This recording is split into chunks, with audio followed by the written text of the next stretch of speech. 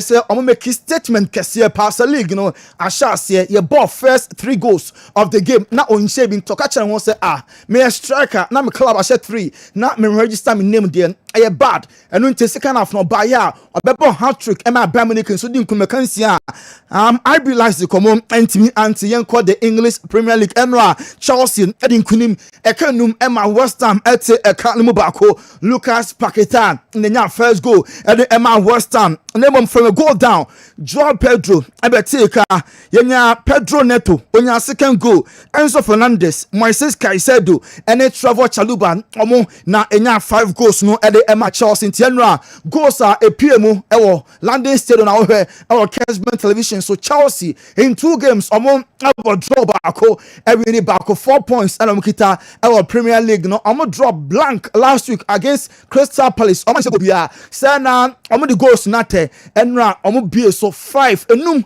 and our Chelsea share ya we enjoy our Kessben television so na enra before warm up omo ye warm up na and na Cole Palmer Chelsea darling boy no or pull you out of the squad because Okopraye Mama Kessben television way a moment Cole Palmer yenya she game na se no omo ye warm up no ana oti pain enti ofre game ni mo a enra the entire duration one mobi mpo Chelsea share 5 and no how good Chelsea omo team no aye without omo poster boy omo share 5 na yebisa Enzo Maresca say DNT ana Cole Palmer game no one ball or see the last 4 to 5 days Cole Palmer onye fully fit na omo pese obebo na ni injury no aye worse Enzo Maresca in churchemu no mo mienti kakra. You mean the goal we No, sorry, Cole not taking part. Sorry, yeah, Cole. you said it was precaution. In the last 4 or 5 days, it was not 100%. Yeah. And tonight, during the warm-up, he felt again something. So we prefer don't start with him, don't take any risk, or at least don't get worse.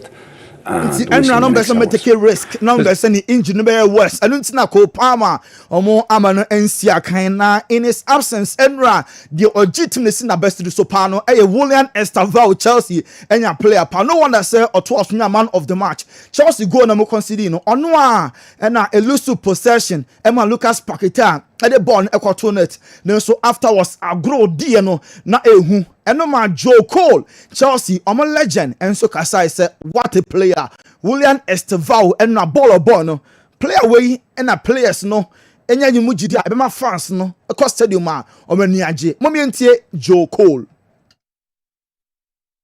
Yeah, it's difficult. It's very difficult, particularly when you're a young man. He's coming in and he affects the game. Like you said, he's not the finished article. He's a baby. He's 18, but he's direct and he's fearless. JD. Yeah.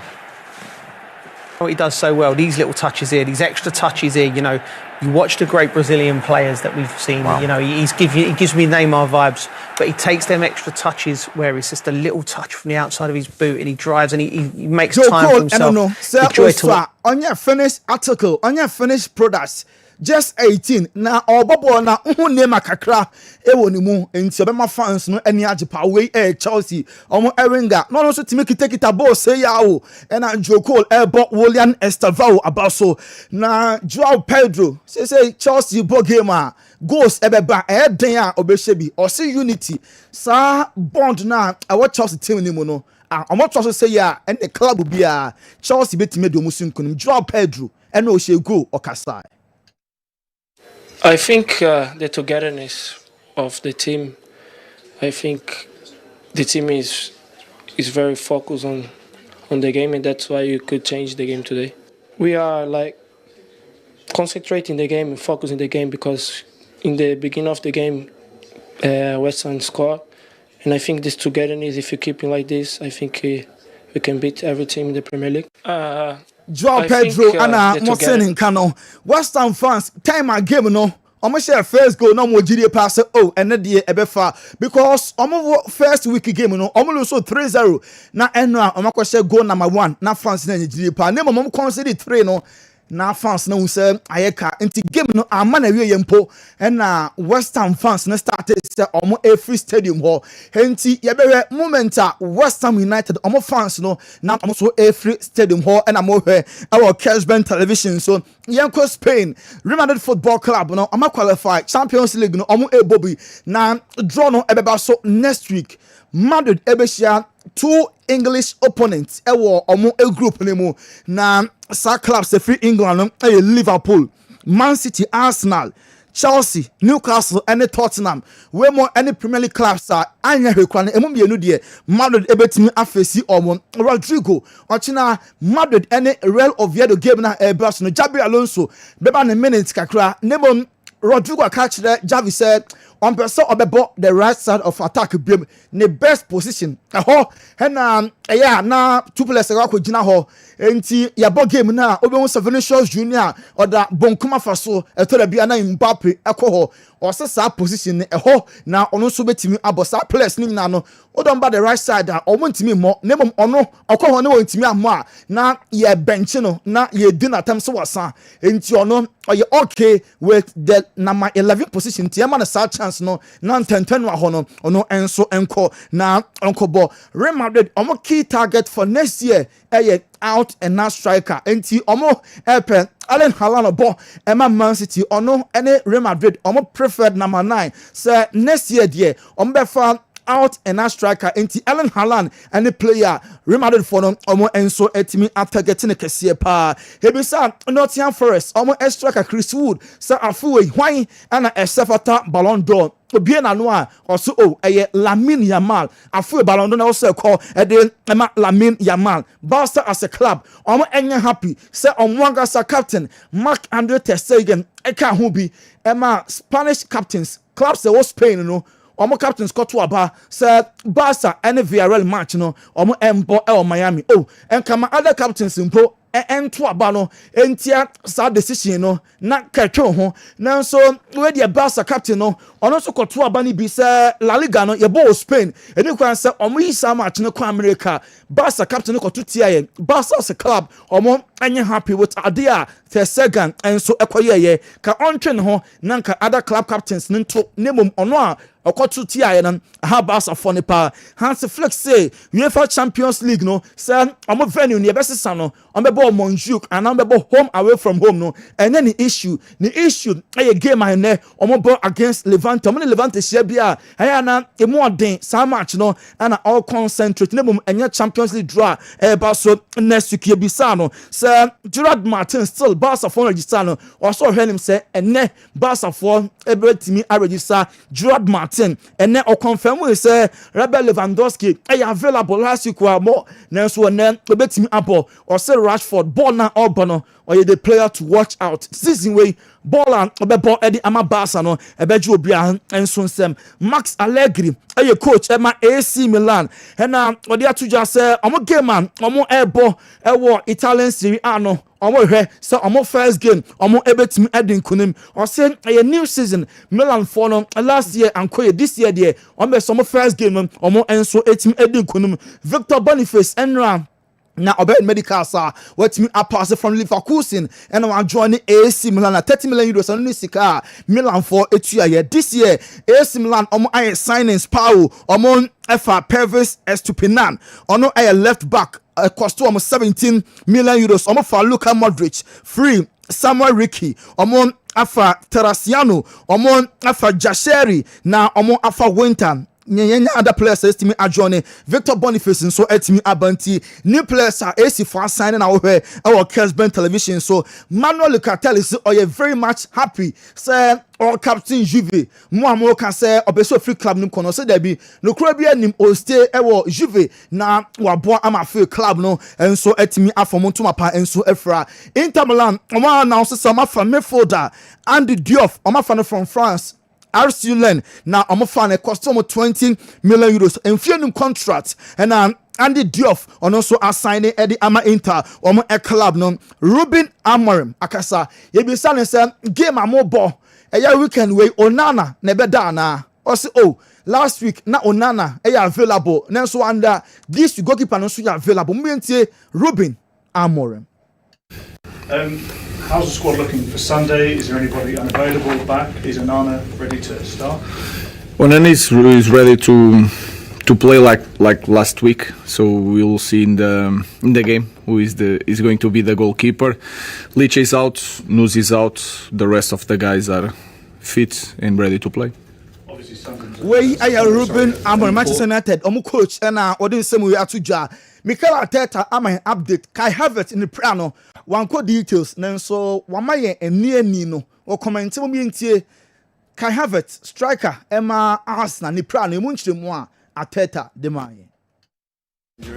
We don't really know yet the extent of it. I think we need a bit more time and some more tests, and after that we'll have more clarity about the next steps.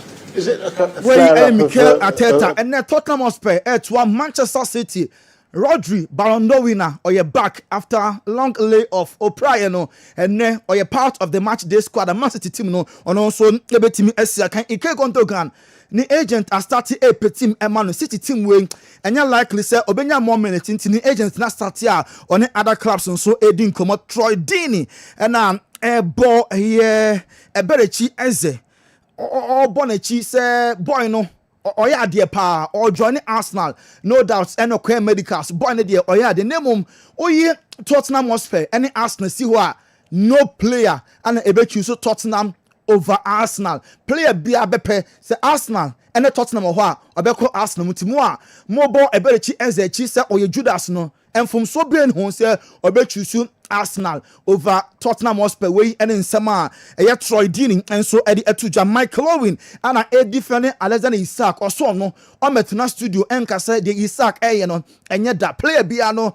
ewo the ope player no before say a close league no 2 weeks ago on the coach Nekasa say on person this year bebo Argentina and so na omunya no emo no so entimi enko yeko Nigeria enra and the late Peter Rufai former goalkeeper na Nigeria na ye no eba so na arehopa goalkeeper no oyare che na emwa bi ama obi a wasom omai no nanso na sika bia ni ho a na omunya fan ne extra goal ye until say Peter Rufai ofiri mo na eye na se nebekọ ho na yahwe enema ekoso mo mienko the lake Peter Rufai enra ne crabri no wei ene enema ekoso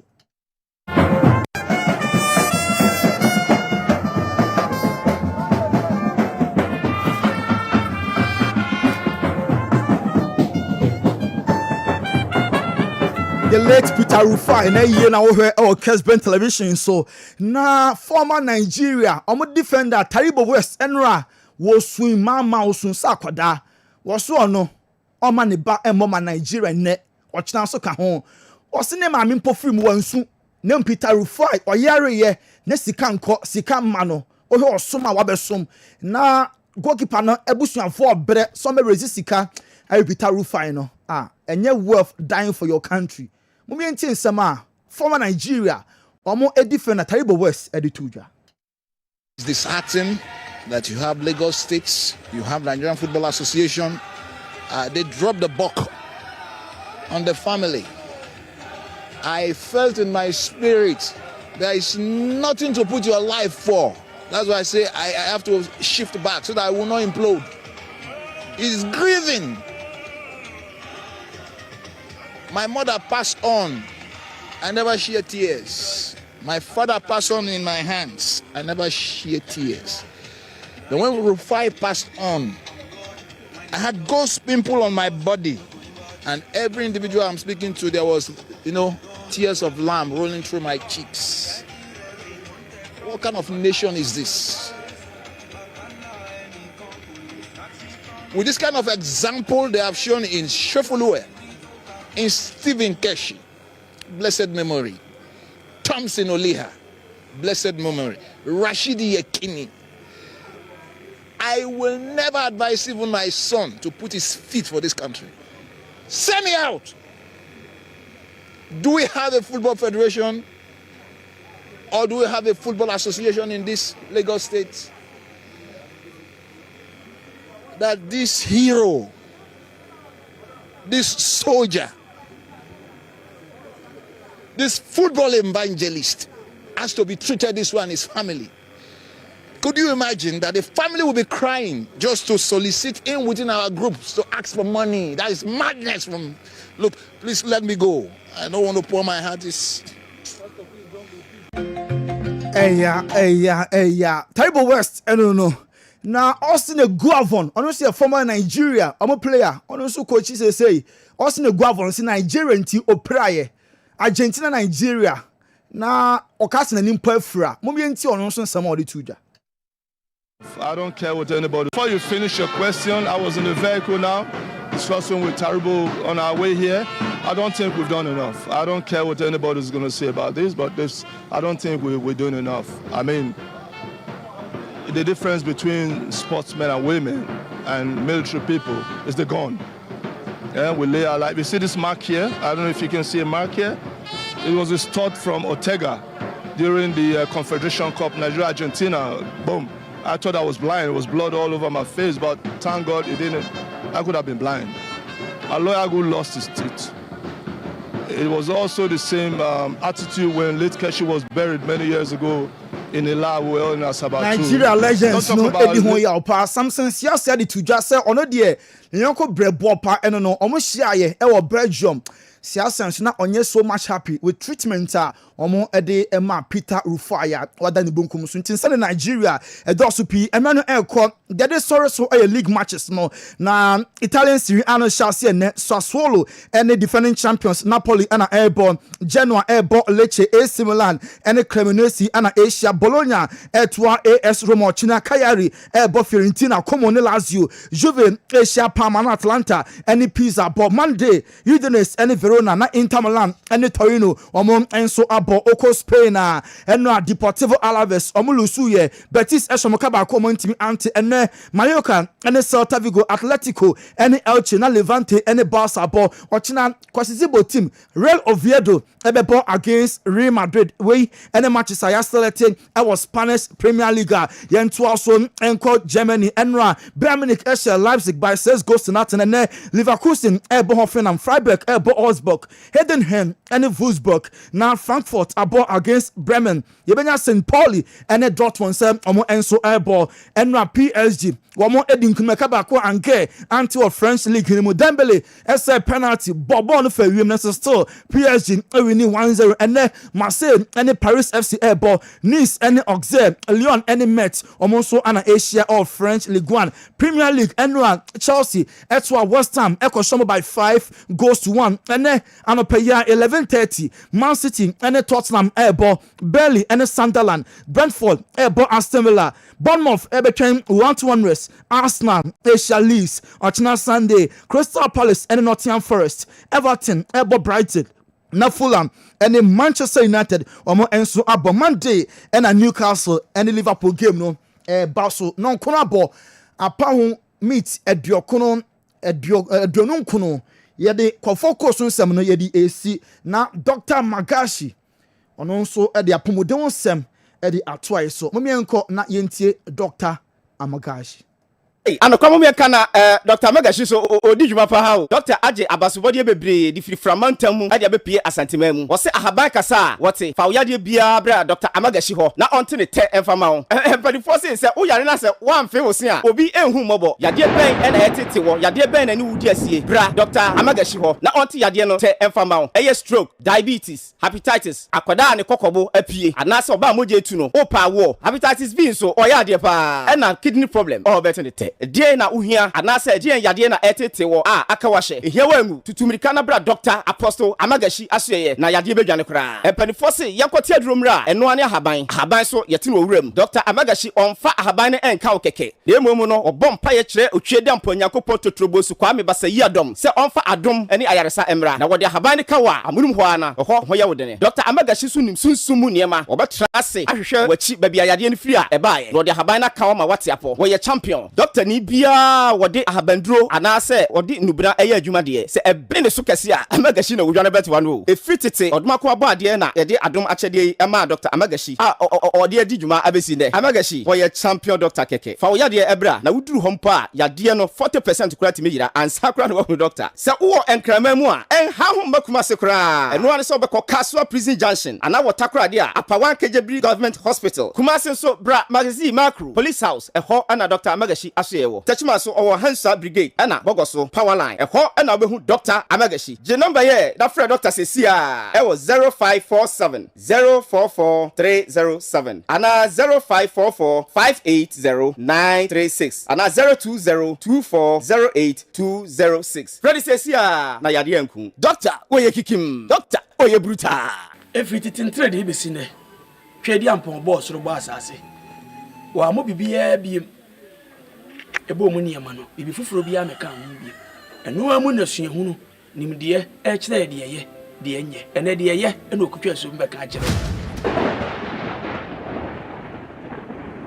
tiedi ni ye pa ne fatu tiri eye doctor apostle amagashi mi do nyankopon awie ye bremu wode hama ne nubna esa yade me secret ni sorry me catch you and say pick a number no go screen as keke no the friend na tutu anama kono ho eni nansa me na me catch you wa yarsan to betwa me de me ma meeting ni bebre ko hospital bebre ye ko ba bia me ma me na me ni nua baba ko ekura ni musi ye ko hospital bia ekura ni musa wontimi nante nya hwe obi di adanse e fa Dr. Magashi ana o kire mazi maku ene e bai tiade ma me bai ekura no sa na Dr. Magashi hwe no first adura wode ma ya koye within 3 days I was just saying no adu na fe de ma me na watimi kuradua e de nante ni empega ni biem nti me ka sei sabre de ma me no MC na ye ni age ahoto aba nti me di adanse se Dr. Magashi obi biara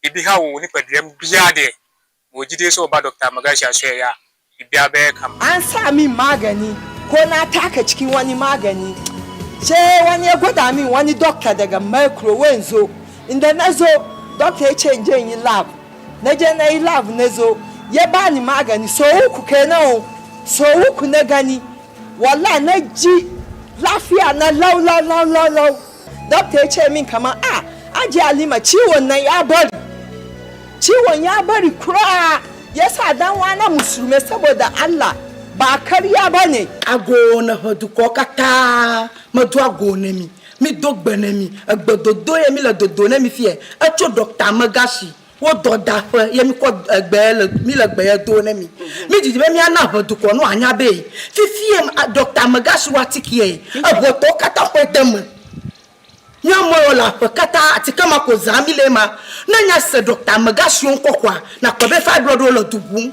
diabetes o lo sisi adola le gede nko gangan yo lo dosi o lo sisi yata mi jibe mi ana mi anya be mi okata mi ho Dr. Magashi watike ko dem ne mi ano zaza ajebe ye pe ko nya nweto ye pe ko bodu ko kata mi ho dem yata na nya nya brevi yo nya nya brevi kwa Dr. Magashi watike ye nya nweto kemi ko dem ta mi jibe mi ana mi anya be Dr. Magashi watike ye nya nweto apene mi wa o hwa ba me de bae ino gbemi keke na ye idea se me wa papa ntinu nyina adena de kwa na oye o pele nya motre ye tie se we a critical issue ya mapa me ko papa me ko operation etu na unu ba na gini ho awa me ko papa no operation ma ba so me mi nsanka bo no be to ma be from ade why anyway let's go me ko be funda ka no don fen so prefo ne wo ye die o so mi nsa na ke fe ka no ano ya mo tire ma me jeru kra ka tire me some fan ko Amagashi wo macro police house wo kasi ka no wato no ye de waye opani ba to I was saying you ko Amagashi opani ye ni ko ye no wato ana pressure na wo so wa sa for sa no ya ye nyani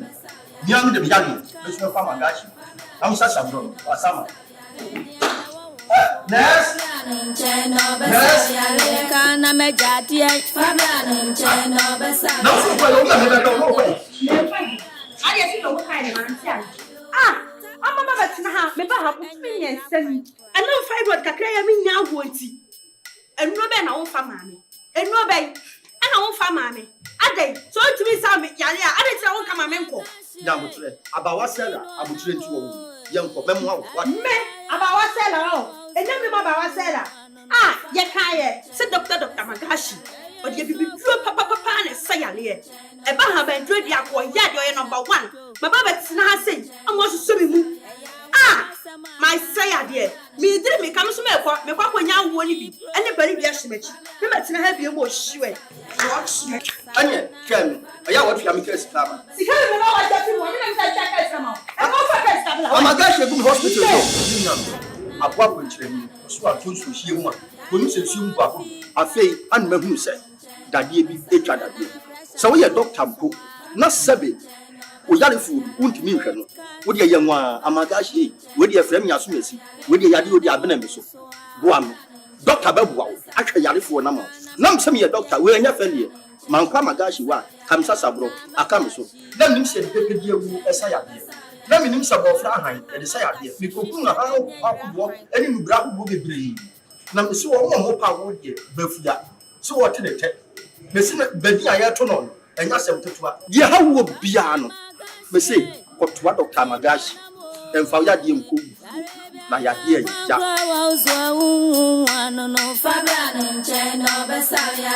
Alatiare, Doctor Apostle Amagashi. What your opinion? Yawa kwa baba Amagashi herbal and spiritual clinic. Minya, ye me pesa me ma woti ase ne se. Yade a ebo nipa mani paye mmobo. Onyankopon aka wansema to Bible mu de dada. Saa na wode eduyefo nso aye den aba. Season bi ni nipa Onyankopon pagya no. Wonim dwumedi edi wo Dr. Amagashi herbal and spiritual clinic. Ye me pesa me ma woti ase ne se wo kan Jeremiah chapter 16 the verse number 4. Was in Kophobia or Wuyadia Bomo or Wuyade de Badia, a be a pressure. When the Nipadua pressure come financial up to now. When the Nipadua diabetes come up to now. When the Nipadua HIV come up to now. When the Nipadua hepatitis come up to now. Saya de way na yadia a year of Wuyade. And Nuna Dr. Amagashi and Copo the Allen now will do their mammy. So Dr. Amagashi herbal clinica. Jadia Bila air Taiwo. Jade yesu yade jade nkofo ko meeting no matter what you say and no me break you down. What about Dr. Amagashi what in 2 time ye won nkofo bre ono ma o mu say HIV na duro ni ho opani se unni edura enkasa ntie nyankopon abode eduro na ye ka no eduro na bedi bi ho ye nyina ye nim say Deuteronomy 23 the verse 1 say o say sebi nipa ni be manyadman ko heaven enti se obe mesha Baba Dr. Amagashi wo ye be ma obema ne pie ekakraka e dia ma sa na nipa se bi etwere da no so obi a hepatitis B da ne mojam obi ne nkoso ehu ade obi a yade bi tata no opani omo pa wo kwa de bebrebe yade e na gu nipa ni mase yade e na sesan krofo bebrema o moda ne hiafo enu nti na Dr. Amagashi me to nsa fro se wa yale sa anu aduru ababedi. Sa uwo enkrama mu a enha ho makuma se kra eno ane se obekọ Kaswa Prison Junction ana watakra dia apawan Kejebri Government Hospital Kumasi so bra magazine macro police house eho ana Dr. Amagashi asoyewo techima so owo Hansa Brigade ana bogoso power line eho ana obehu Dr. Amagashi je number ye da frɛ Dr. Sesia ewo 0547 044 307 ana 0544 580 936 ana 020 24 08 Freddy says ya na yadi enku. Doctor, oye kikim. Doctor, oye bruta.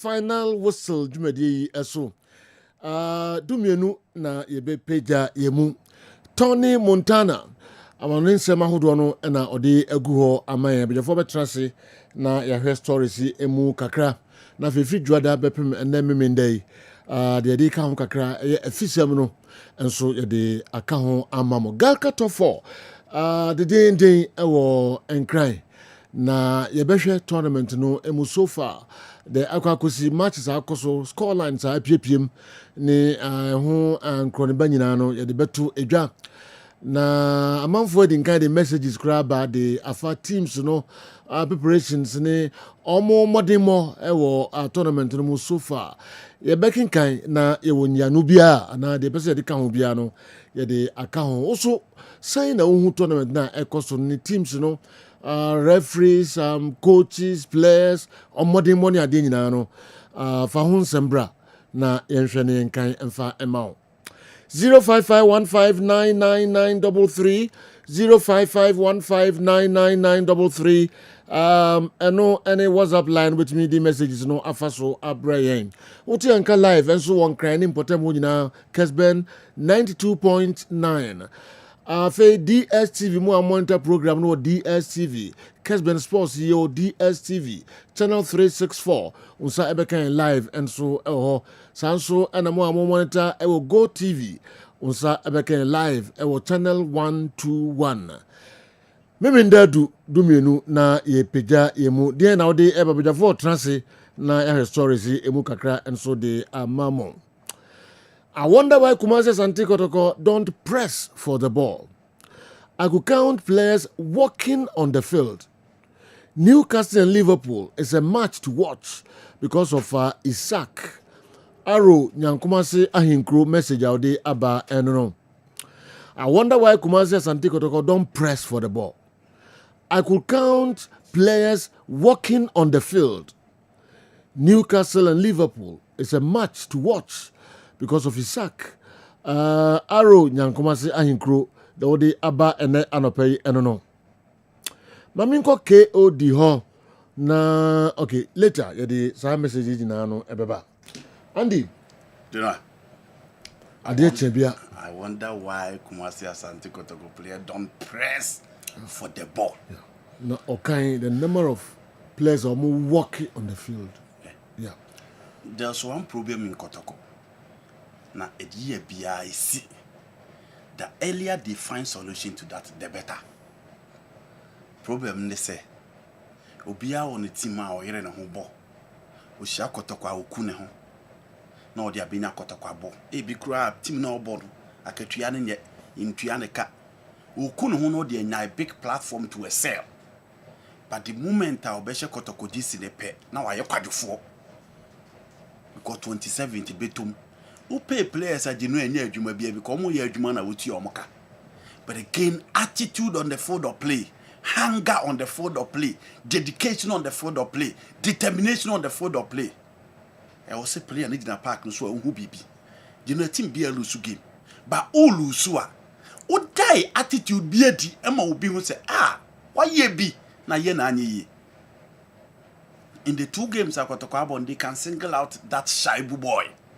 Shaibu Abubakar from Karela, formerly of Czech Republic. They can single out that guy. Or show hunger, or show resilience, or show dedication, or show determination. That is the sort of player Kotoko here. I'm in personal comparison, but Hearts were down by 2-0. Hearts team is special. But the intensity, the hunger, the willingness to die for the jersey. Who guys in him? Say you. Hearts were down by 2-0 as of 34th minute. But they came back. Say you, they came back. In this attitude now to go be a bar no I quad four. Born 1 year and a hono, yes, and our own found. Say you, ya can't say they should orient the boys. And the earlier they find solution to that, the better. It is easy for us to say to coach in Adia. Coach more plan B, coach more tactical plan B, system B no solid. We can question the coach based on tactical lines and choice of players. But I'm saying that attitude from the Kotoko boys. Any guys now, Omania Kotoko Abbas, you know, America to cry or Modeno. A pre-season. And yes, I'll be concluded the Omo next season. It is early days yet. But I'm saying that the attitude that would be pre-season, you know, said you a drew games in a proper one show and one I'll be sure. And come teaching for Kotoko. So your Kotoko player now head off for Libya. The air catcher only say Heart of Lions will still be ready for the league. Gold Stars a team to beat. Heart of Folk will bounce back into our so triple performance. No, Yanka media man who asem. Yanka Adriana Stars who asem. Yanka Brekum Chelsea who asem. Yanka Nations FC who asem. So the guys should be ready. And general, I'm saying that. Sa attitude ne will be a muso be do chrome hana wire quadrufono. The earlier they find solution to that, the better. That is the advice I'm meeting the ama per the message they can buy. Why so ensure say so determination no and the seriousness near now can be management in the coach. Technical bench now what's making sure to be. The one is so blaming is say straight away from the technical bench. You know, first of all, players need be drawer. There should be orientation. You go school say you know I'll call level 100 I orient him who school now abado. Etiro near me wo school ni nipa akọ school na wie. Any school say you don't want baby a betim do asi. Sana Kotoko so wo so omo ye. Take them to the trophy room. Tell them the history about Kotoko. Chiromu players here, you know, I don't think Kwampokunya Kotoko no bank over blaster ball. Because the ball in your blaster ball. Tell them players or the opportunity because of Kotoko. Talk to the players. More the range as to why you are moving them from 2,000 to 7,000, 9,000. Let them know. So what here? Near move ko ba bi near to akatema. You should know the demand that it comes with. Omu sa de mani nyina. No who say a competition for places. Management here in we are not able to coach. The coach must ensure so obe pick the right players for the plan, the right players for the pattern. Players are ready so obe born on from continentary, on from Cologne. No more my ready anymore. And I'm saying that it is preseason, so it is early days yet. Nobody is concluding anything. My argument, argument, you buy beba, but you know I will not buy it. I won't buy it. The reason why I will not buy it and I say players no more ball match in the kind and you want a ball right. A be bobby, but no money a boy. Until you play an out bench now, you'll be money and rock to come out this year. A perfect opportunity for you to make sure say, Unsu be Jawdin will coach in the for next game against us of folk. It's the attitude from the and one I had a dream now, Baby Drew or Moko. We are way, warmer pie, and no attitude now. Until general, the earlier I'm bet find a solution to that. The guy don't run, they don't press, they don't close down opponent. That be who say a kumbini hanga be or muton betom ye bibi. That be where coach Anna. The American. Take out in coach. I said you on one was ensure the guys in the best edgeman. The high pressing scheme. A developer from training grounds, coaching additional players, and I'm saying that general. And some American in a one team in Cabra, go team yes, I go be able to coach here. Into go here, you blame the coach too. Into one team in Cabra, be coach of him. But I'm saying that Ababe a canker within the club, and the earlier they find solution to that, and the better because they be a higher attitude, and they know how to talk. And don't forget the last time we see in the last 25 years. Kotoko just 7 league titles. One who a bit deceive. One who a bit deceive. In Tisajo, players no better about to see a come no matter to be aba. But I'm saying that Matis is a film onya papa omuka koto. Ti omuka kako 15 16 no. Let's see a 10 back up. But the same attitude. I'm working within the club to make sure they change the attitude of the boys. And that's the ordinary baby as they do. We want to buy how many neighbors me answer. No me got materials in the first place. Me got materials. You know within the locality. No for my baso never be page team. Don't buy no more that level. You know within your local game with your more that level. Within the local game, Heart of Lions has the players in Jokotoko. Ghost has the players in Jokotoko. We saw Ghost Stars against Kotoko in the just ended league. 2 games on my boy and Ghost Stars and Timia Kotoko. Inti the can so by your more man the demand at hand and on also making sure Kotoko level the Okas are coach our because the players in be brain.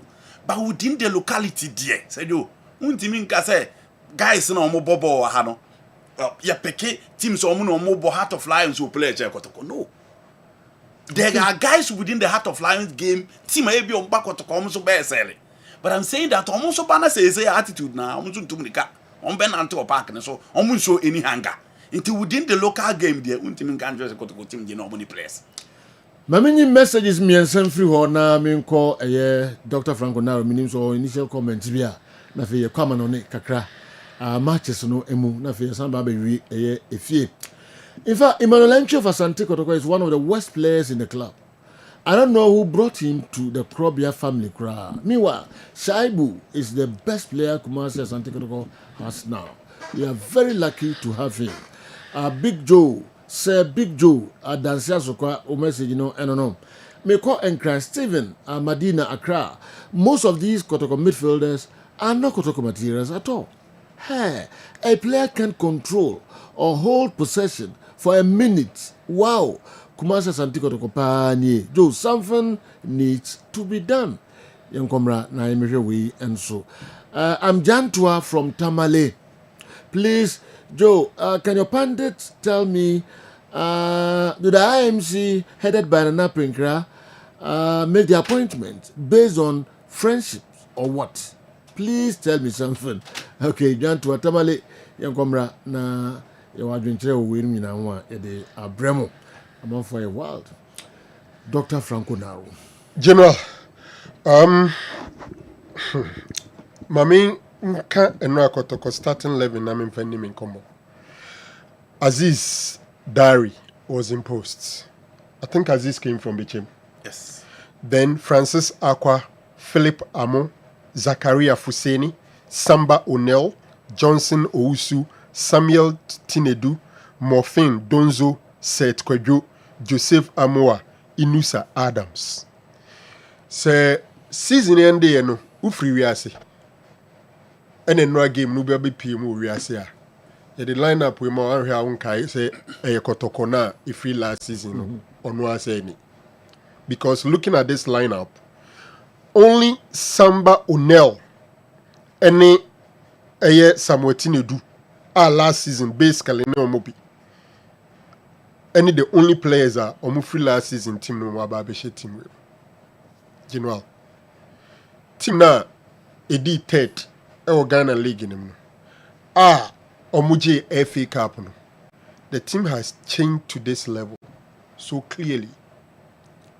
Teamwork will be a major issue. Even compare this lineup to Team Nikure Kobo or Kaiser Chiefs. Enti senior ye team, senior shishe team, and only problem.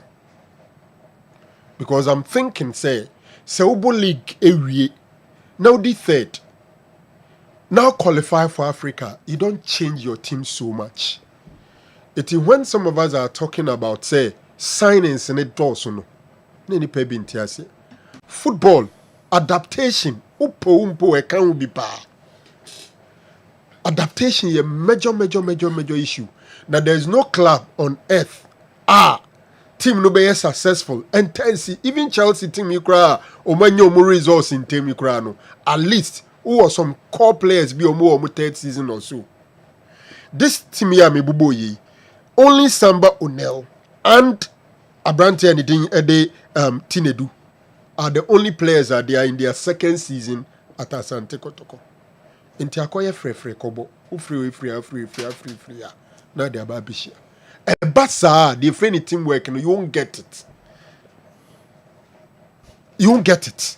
And that is what killed or is killing the team. Ube to me, I blame individuals.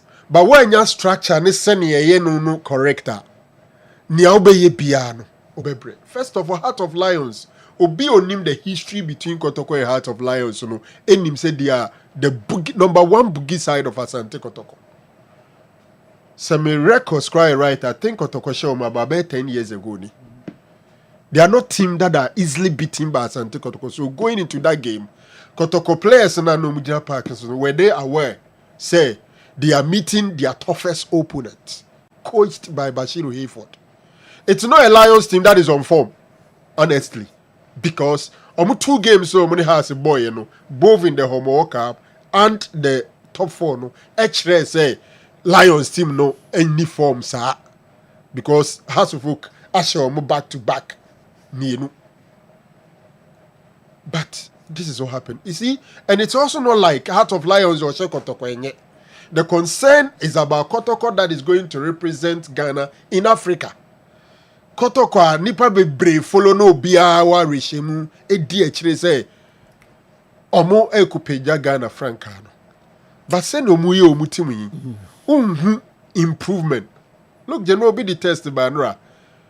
Say if you look at on the surface of the results, you may think the team is doing well. But Sonya Butena her performance from the Golden Kicks game, which Kotoko was outplayed by Golden Kicks. Now the Kofa the President Cup versus Azvok. Now Kofa Kaiser Chiefs, now the BC Abraham who say, indeed, on the field of play, we are not seeing improvement. Now, if at this level, they are still considering buying new players, team building will be a major issue for them. Performance no form. Nanu ye omutowie na no. So omutowie no mo hu say de omutoye ne nye. General, I don't think say Kotoko penyi bia na coach bia betima ka kire obi ase. Signings no mu ye nanu ye ya yen start season no. They've realized some of them are not good. It's too early for anybody them to tell this story.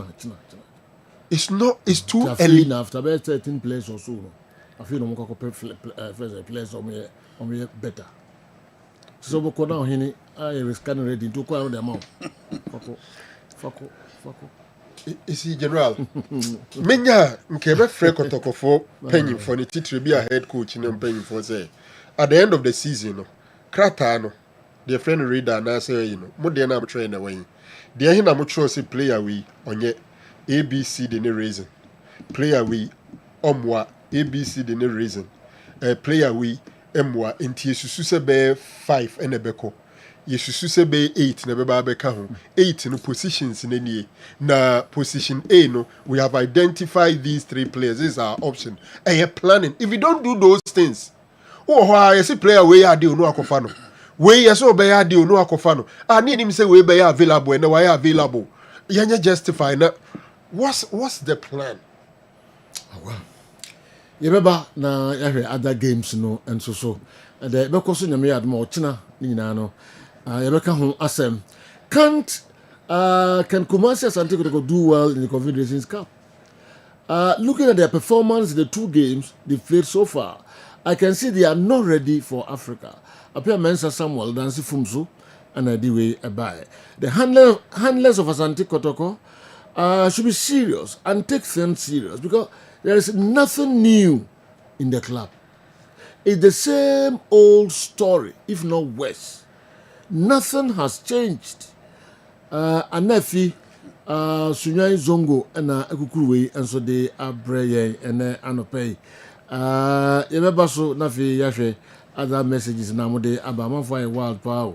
Joe, I'm very disappointed in this Asante Kotoko team, and what I witnessed yesterday, if care is not taken, Kotoko will not see daylight in the upcoming league and the Confederations Cup. After all the signings. Andy, tell me, is it true Kumasi Asante Kotoko signed Accra Lions centre back Musa Hamzata? Is it Hamza? Yesterday, I said no one signed from Accra Lions. What do you can now say? Martin Komodi. Martin Komodi bisa. What was signed for? I doubt. Centre back. Yeah. Nasa Kotoko enough centre backs from Accra Lions. Musa Hamza. Who was Samba O'Neill? Who Henry Ansu? Doc, depending about the Pakundi. Like it's a non-starter. Samba O'Neill, Henry Ansu, Zakaria Fuseni, and then Ablo. 4 top centre backs. Matured and experienced for Africa. Ube here centre back pa na kwa debi obabi didi omasi. Because from the youth side. From youth team. No when you're 5. Because centre backs anye equation 4. I'll be so surprised if there is a news like even there is an attempt. Moto be Musa Hamzata or something. Let's find out. About Bakrudi from Accra. If it's true, make it I find out. Joe, good morning. I want to ask you, so this Asante Kotoko team we saw in the last 5 games, what type of system or game plan did they exhibit? Can Andy and Franco Naro tell me if they know game plan? You're probably discussing matches now. Game plan. William and Andy game plan. So we detect game plan on system. But it's too early. Let's not crucify. Good morning to you and your wonderful crew. Please, who should Asante Kotoko faithfuls blame if the team continue to play like yesterday when the league and Confederation Cup starts? Zito, Malik Jabel, Kwesi Apia, or the Napinkra. Andy, please say something. Is Zito telling us that Joseph Amwa, a left-footed player, is better playing at right back than all his defenders? And what kind of training do they practice during the league? Zito and Asante Kotoko, the amount for the herbal. Later, I'm saying about the map of his. Joseph Amwa said no. Eddie Eba bisi baby as a Franco Naro. He's a left back. Left. Yes. Yeah. From Legon Cities. Kotokoto Francis Aqua from Beche United. Or more Patrick Asidu, a left back. Initially, the coach wanted Patrick Kessien to play as a right winger or a number 10. The guy said he's not ready. It was against Asofo. It is a do. Pushing for another left back. Next, I got already in the league and established left back. Francis Akwa 4 seasons in between just all experience to play in the Ghana League. Inti a day and a Saturday another left back. But inti on the ball right back. Left footed player played right back. When Timmy, you know, you cannot. Oh yes. Oh, so Bananuya. He was playing for Legon Cities. You see, the decision say me push it. Me jitu me see change players position. Oh, that's true. Yeah. But the decision to push Patrick Kessien to number 10 was a non-starter. Because Patrick Kessien as your number 10 from number 3 from Brikum Chelsea. Onin Lord Amu and a ball Chelsea now about 70% of chances created by Chelsea were done by these two guys from the flanks. He comes to Kotoko while establishing on he's about one of the brightest spots for Asante Kotoko as a left back. It is all problem on number 10 and the ON is all Koto number 10 in a transfer window. But not at that time now pushing and when pushing no so I get to one into unusun in a match and fire near ton replacement. Now we realize it won't work, so you should come back. So now you have 3 number 3s. Okay. Young Kwamano Kakra. Now, Sir Obed, a champion, popularly known as Sir Obed Network, and some sports pundits in Kumasi are part of Asante Kotoko's problems. Oh, sir. They overhype the players too much when they already know that they are not a team standard. They can't pass the ball continuously for 5 times. No cohesion, no quadratic midfield and flair in all their matches so far. Francis Akwa can't even pass, give a cross or a proper ball. And how do you expect strikers to score? My name is CC Asante Achimagogo, Newtown. On the way and so Ebaye. General CC. Yeah. Sisi, ene omo dwen te say Sisi no. Omo ko fa asem ko she obed. Ananse ntro ni bia. Kodokoje ye fika from be bon te ni bia ba. Me nua obed me hwe ni videos pa. Obeji hu kra no makoto awi. Nyeso ono na ko GG player no na makoto no. Besides that, I don't think say technical head bi and management bi so mbe ko akoto player because journalist bi so oyade. Ukoyo coaching course na journalist no wahene ana no gira he nti the day a ye beje atum say eyen centroni bi na eko G player bi ma empanyimfo okoto no sa panyi kro na ugira centroni na no so e de koye o signing no ana u coach kra wo si eyen centroni na sem nti na gira so no da na say coaching license no ni centroni ni che. Or at least but much bibi so. Or you are so also monitor. Also be monitor, follow, then get convinced before you buy. If I sit here and I say that Francis Akwa is a good left back, the one when so you need to do your follow up. Watch the videos, do the consultations, find out before you go and buy. Well, clearly, Central for it mean your own interest. General, I'm saying that Centroni can sema. Me Centroni. I mean in what goes on. Yes. General interest. Yes. General, you did your whole size on one interest. Who base your recruitment on the Central for some moka and I can make mistakes. As I'm not make a me say and Central Jumano hype account. But what must say? Hype account. Say you play a biabaso account. But Centurion in the na o kana o jije ho no e betima dwen atwewa dwen asi player no so. But is that enough for you to go and buy the player? The moment a wo be kwa ko negotiate atona se kire ne Centurion na asem o kan ye no e twen wa dwen sis no won so ye no ye convinced, so you are responsible for the performance of the player but not the journalist. Okay. So one thing is the coach's interest is also too much. Look at the Kotoko team critically. I think Zito has special interest in some of the players. Please find out for me. Kwesi Dabo Edway Fimankranso and so Abre. Or can Zito and so interest our players no be emu.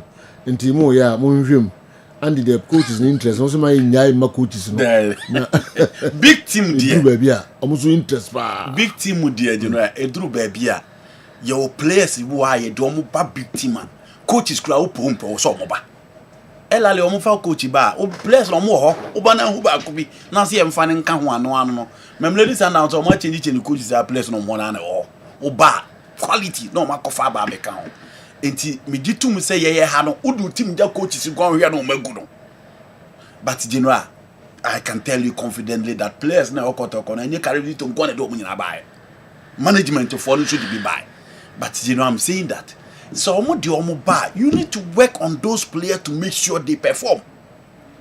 Obia or can say time akotoko share Kaizer Chiefs no obia and can training bia sembia kotoko GFA Cup no obia and can train for them mo je ye nti o mako bom 2 matches ni asho mu no obia and family training say ko yia e yempanimfo mu ye team no ye mo mo kra afi ko ye confirm mo coach ye stand ni ntu na katu ye na jigudi ade ba be train for no players no mo di aba and you know me say nobody can convince me say players na kotoko aton locally they are not quality they are good pay a local standard you good they can so be your adwuma because you know you can buy all the stars in the world so one put two omu together one pay the right pattern one pay the right system one pay players omu betimi no omu ho aba forget it unkonko duru ba bia ye wa and a house of focus omu pam omu players more than half Frank Nuta buy or say players omu bia anko Leonard Tewia Kwame Kizito and other players you really know omu na aje house of focus ho enti dia can say technical bench in the to make sure that the players perform on the field of play. Okay. Seth Kwadwo Adabo Joe in midfield for Africa. Derby Kumasi Asante Kotoko should do whatever they can to get Lions Ismail Ado, Kingsley Tamale, and so Abreye. Kevin Osesibe should leave Heart of Oak if he thinks he's fed up with the club. His mistakes are becoming too much. And you should know, the supporters are not going to tolerate such mistakes in the upcoming season. Pato Land Service, that's town. Has for us one more Kevin and some Obama can be. Obibo Ismail Ado, the only you know, people are quick to mention names. There's no difference between Ismail Ado and Hubejeu. There's no difference between the two players. See, the Ismail and Sobana on so attitude number side, best I can say from that. I agree Ismail is another good player. My name is Obeko House of Fukra. But he's no different from Ubejao in terms of the technical abilities. Inti diakani ye jumano and a technical coach no general also me juma. All right, yanko manone kakra na fe me na me ho kakra emra no so na dumienu na ebe peja ye mu. Chelsea yi wo mo ho nra. Kadiaka na Chelsea for sem omo wi omo de. But okay, Semba. Yes. And I'm here born. Okay, Chelsea Franco say. Esteba will bench ho on cho. David. Yeah. Okay. Yes. Okay, say on cho. No cry nya e pra okunya last minute. Konka ho. Anan constant. No, it makes sense. You know, it makes sense. What the can what you real one. Oh, because you ko ma. And I'm saying it makes sense because you know, a young guy from Brazil or test European football, the first game at home one started. A derby. You know, so you coach now all your players fitter. You will not rush to start him in a derby. No.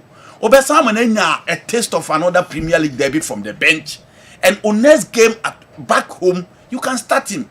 And Timareska decision to start him from the bench, you know, I don't think it's an issue at all. Or no per se or adapting. And as Franco can say, so yes, America player now bar. You need to adapt to the style, the pace, the energy, the intensity, the battles. The tactical know-how of other coaches. And also luckily for him, or Andre Santos and João Pedro and Pedro Neto, Omoni Ninaka Kasabako, into general adaptation is very key and very important to this particular score. So for me, starting him from the bench in the first 2 games, I don't think it's any issue. But once again, 10 minutes per 10 minutes per, and I coach catch and say, Kupama proud. Abra mo ye warm up until one started. And you know, the rest of a history. It means come straight away. Yeah. It tells you say Europe any football no move rather easy. Say a young boy, 18-year-old boy from South America. The mentality na nyese over starting game no. Na Yeah, nah. The star boy of the team is injured. Come on, put down your jersey and go and play. He comes in and win man of the match. Extraordinary talent. Extraordinary talent. Estavao. 5 goals to 1. Yensa same free ho na yenfa other games no. Newcastle and City, Tottenham City. No, me come Monday game. Newcastle and Liverpool. And Monday Monday. Na no so. And then the breakfast lunchtime it's factor. Lunchtime we are na semo. Tottenham Man City. It's 11:30 match ho. Yeah. Me started from Chelsea the and family. No starting from here and got starting. Okay, what? Ozi akenwe. Sadio. Enzo Maresca catch there say Levi. Yenwe. Just there. Just the one what you can. So this is where we are fine. Yenka kakranka. Who we have any problem but Andy don't read. Andy twice 5-1. 5 goals to 1. Third goal no banner for almost 34th minute. Oh, be a 70. Back Asemna you. 34th minute to na muzo win. I think I'm important I'm going to be coach Chelsea. Agwa dey say come 34 minutes likely to be the first casualty of the season. No, that's true. But you know, it was a derby in London, and now I shared the both teams beating me. Pressure about Chelsea Kakra after almost first game no draw against Crystal Palace, and we game and West Ham United so almost first game against Sunderland and go ye cry. It's no more but no be a schedule and general announce almost present in the first 5 minutes. Now and only a Juma also Maresca you know I share here. Would you look at here Pakota baby o move football now there were 5 players around. Obi antimi an close ne down. Oje ball no Estevao na yes o ma flick. E dia ma Jao Pedro o mo kwachiri kakra. O ma flick e dia ma Jao Pedro. E na ball no ekoka mu. Nti eka mu no oh mo nko ba bia build up ne da bi mo nko ba bia build up ne start here. Nti there were players you know. Nti aha no opia ball from Diouf and Odiba look monster poor here you know. You look at the players around. Baby or ball na and look at the players around. Obia 4 players around Mobia and closing it down. So going forward and only a Juma who expected Enzo Maresca and only Lucas Paqueta any transfers any bettings and 7 free West Ham United another quality player. Let's move on. And I do not or hate ball no. A lot of people blame goalkeeper Robert Sanchez. But I said you I'd rather applaud Lucas Paqueta than blaming Sanchez. But Sanchez is Paqueta ball ni pa. But Sanchez is the position and I said the position one and at least the position and one dive view. When Timan dive view. Yes. That's how you come. My ball ni chairman and what to them. Ehunu kra na wa to no kra nko bia. They do na keeper no. Ena, you know. Renew. Yes. Right angle. Already. Paqueta hit ball ni. But also where baby keeper ni dina no. Or who so in a wrong positioning and or the ball no etum. But you know, not Chelsea need to react and almost so react. And the good thing for Chelsea is that goals no they don't depend on the errors of the opponent to score. Where the Obeka say Cucurella pin ball no Pedro was at the right place and say Pedro was rather playing the Kopama's role, the link up role and no ball. And you know, so show omo game na interchanging of passes quick straight away. Na ball no dia tum. Who say omo combine beautifully to make sure so omo betimi anya goals no e dia ma. And this was from João Pedro to Pedro Neto. And omo di nya the second goal no e wo ho. And look at the other goal. You know how the champion wins. Who say still from Gusto to Delap to Estevao to Enzo Fernandez. Who say omo building a certain pattern and as a ball no go about there be almost sure be no more but omo on the field of play and on the result too into that goal. It was unfortunate West Ham tries so back but Antimi work and you know mo keeper no e model ball of him but West Ham keeper no na model ball of him papa. Look at how he considered a Moises Caicedo goal no and Caicedo 100 games for Chelsea. Said you, and then no born or crown the game no with a goal and Trevor Chaluba and so ɛhyɛ ego at the mind eba who said the confidence omo dey start here no and no omo dey at a point omo yi omo na free gas so Chelsea na nkom betimi a share abro 5 but once again so here time I James ba ball ni man who say senior abem who say player all level abem and the confidence level and his ability and all these spray passes in made for no tells you how the fitness is key to the Chelsea success this season. Toys and so a build up play and his ability to locate the players in the final third. So Jabon Fretch no ba who say yes the only problem is that Enzo Fernandez on and off. Or no, also the second receiver of the ball. But Bribia almost or your opponent in him in Tiana Chelsea build up and sometimes defenders and I can't born him more into who toys who Chaluba who Cucurella said do I know when I can't born him more because in terms of transitions in attacking transition I'm like you be or baby born at Diaco. But a second game now with Chef Fifer. Once again Chelsea air toi omo continuity in terms of performance now the free FIFA Club World Cup in Bayern omo the etwaso and against West Ham last season omo West Ham United this one it was another victory for Chelsea and the good thing for them is that the young sensation had to take over from Kopama Enra or J man of the match now the confidence level was low hwekwan offer to take defenders ni bi no sa ball no so de call ya Sejo or say yi ball edema Enzo Fernandez etime boy nti Estevao is in town and as Joko said or say dear tone and be a tone that no I confused. You catch him so be a problem, but no I confused. But this guy was able to rise to the occasion and general a man of the match performer. How dear channel. A coin of fire so they are quite a circle and ultimately locate Enzo Fernandez. Good chap and general he's welcome to the Premier League. And the 11:30 yeah big game air Koso. Thomas Frank versus Pep Guardiola. Two coaches in be our first game will be our winner. Pep echo Molines echo share team a friend Wolverhampton by 4 goals. Tottenham Hotspur against Burnley almost share by 3 goals.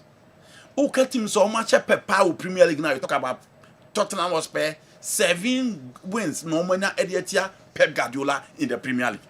Now so here the two teams are Thomas Frank here one coach me will believe in the sen on your good team obeti me aye adwuma. Unfortunately for him the open when you Tottenham Hotspur. So she game over against Man City as a do. Style of the room against Paris Saint-Germain in the Super Cup no. Sir line up na likely and that shape he's likely to maintain it.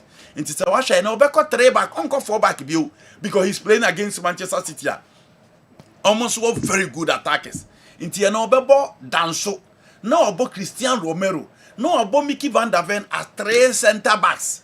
Right back, no about Pedro Porro as a right wing back. Jess Spence as a left wing back. A midfield of Jao Palina and Rodrigo Bentake. And so here, because who say in the second game when you against Manchester City, no, or make sure says our players, no, said you. Or Bebencho in the first game said that we only be enough energy to play. Into those two guys, no the Papi Matasa with Kudus Mohammed and Hechelesen up front. Those two guys, you know, and Obejo Mu anymore. Just making sure, say, or best stop with the midfield play of Manchester City. So we're sitting so, General Nunes, Okaba Adnori, now about Beka, John Stones, and then Ruben Diaz. A midfield, you know, I feel Rodri is back, but I mean, I'm not sure Rodri will start this particular game. So Tijani Rendes, on a game now, I'm against Wolves or Boning now. So Rendes, Bernardo Silva, Nico Gonzalez in midfield. The plan is to make sure you neutralize any of them. It is the reason why Thomas Frank and Sube choose to go in for a 5 midfield, making sure say Papi Matasa be working to stop Nico Gonzalez, Ja Palina, Ebeye Bernardo Silva, and then Rodrigo Bentake will be Tijani Rendes. So game in a midfield battle. It's Uria, then you have Ellen Holland, Obama Mush, and then Oscar Bob to stop. Because last game, when we Oscar Bob the operative from the right side. So you expect Oscar Bob once again. So also be to me a right, Ellen Holland, and then Omar Mamush. Until you need the 5 back, 3 center backs, 5 in defense to make sure you stop this particular attack because you know attack than watching. Especially so Ellen Holland say or say she goes now, not just attack than watching. Until and one thing about Thomas Frank is that onye omo Pep Guardiola ebo matcha, cotton on pool, onye bia. Or you could that believe in open play a coach that believe in attacking transitions, and our guys are more quick feet to punish Manchester City on the break. Inti eno ni adwuma asejo ode eba. Obi a Tottenham Hotspur say omo ye one of the sides are omo tete Manchester City last season. And it will not be different from Enema Esie. Where two teams are, they open up, they have the ability to score, and they have the quality attacking players who open up on beating up punish. But Tottenham should watch out for Omar Mamouche and Ellen Holland and midfield there. Meaning so more the guy to stop Tijani Reinders. But more the quality on best stop those two guys up front and only the difficult job for Tottenham Hotspur Omurum Etihad.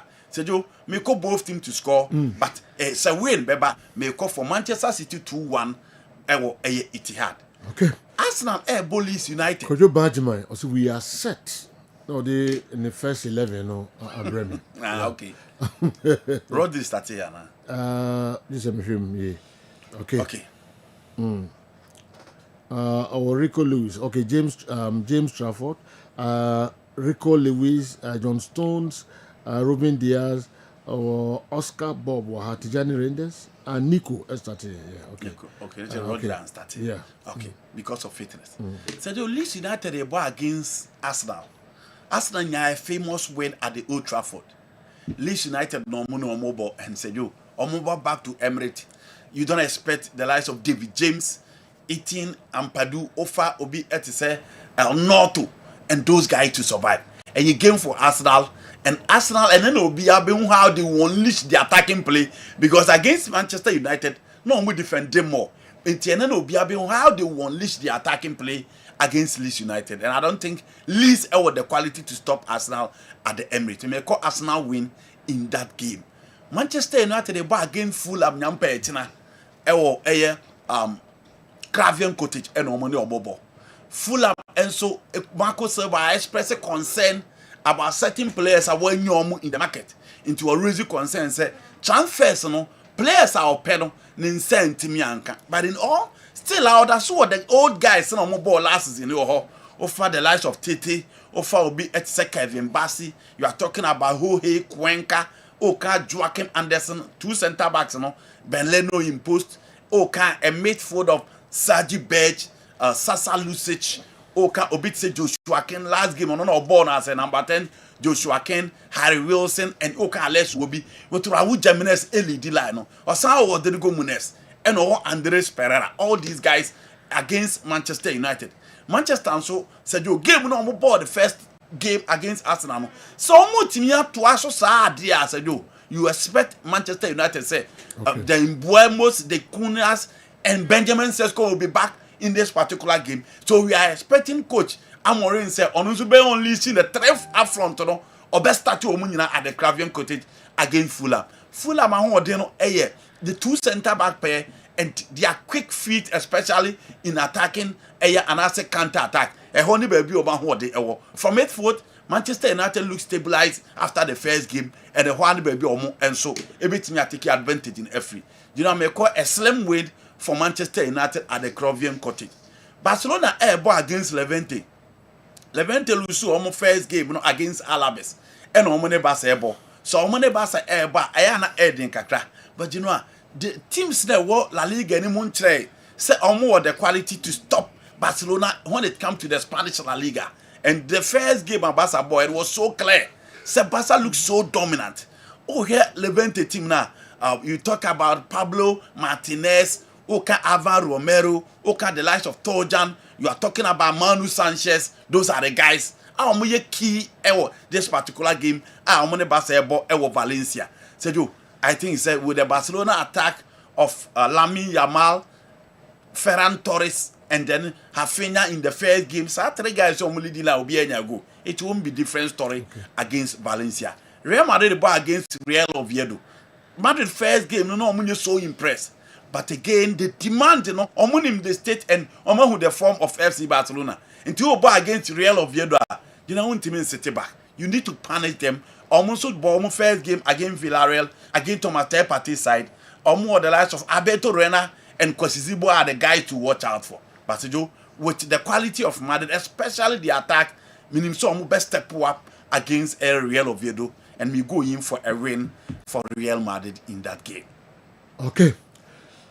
ma yɛmpɛdeɛ mu kakraa bi na yɛnsan mmra yɛba na yɛba bɛtoa so de ama mo na Frank Dix Crofrom ɛna ɛde wei ɛba Crofrom Colombia.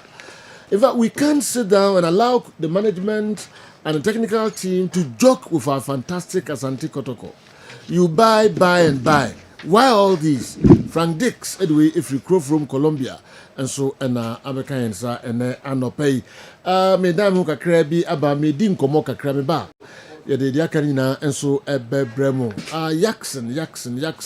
Jackson Bitters. Jackson Herbal. Alaji Baba Transianino and Monkomo kakra. Alad net say Adum Pachananso. Nanko Padum. Nanaba and no Candope.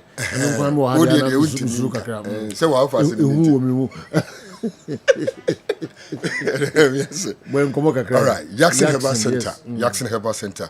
And a pay is a chair, Bibia, a damasi, say, ya, Munyaso, na Munyabutre, eti yasemo hodwa, e de bremo. A peso ubia yalia hodwa, e do krono, and in your ma, enko yino, etimi, e boama, e yalia, e hawonu, e fruso. Jackson Herbal Center. Jackson Herbal Center.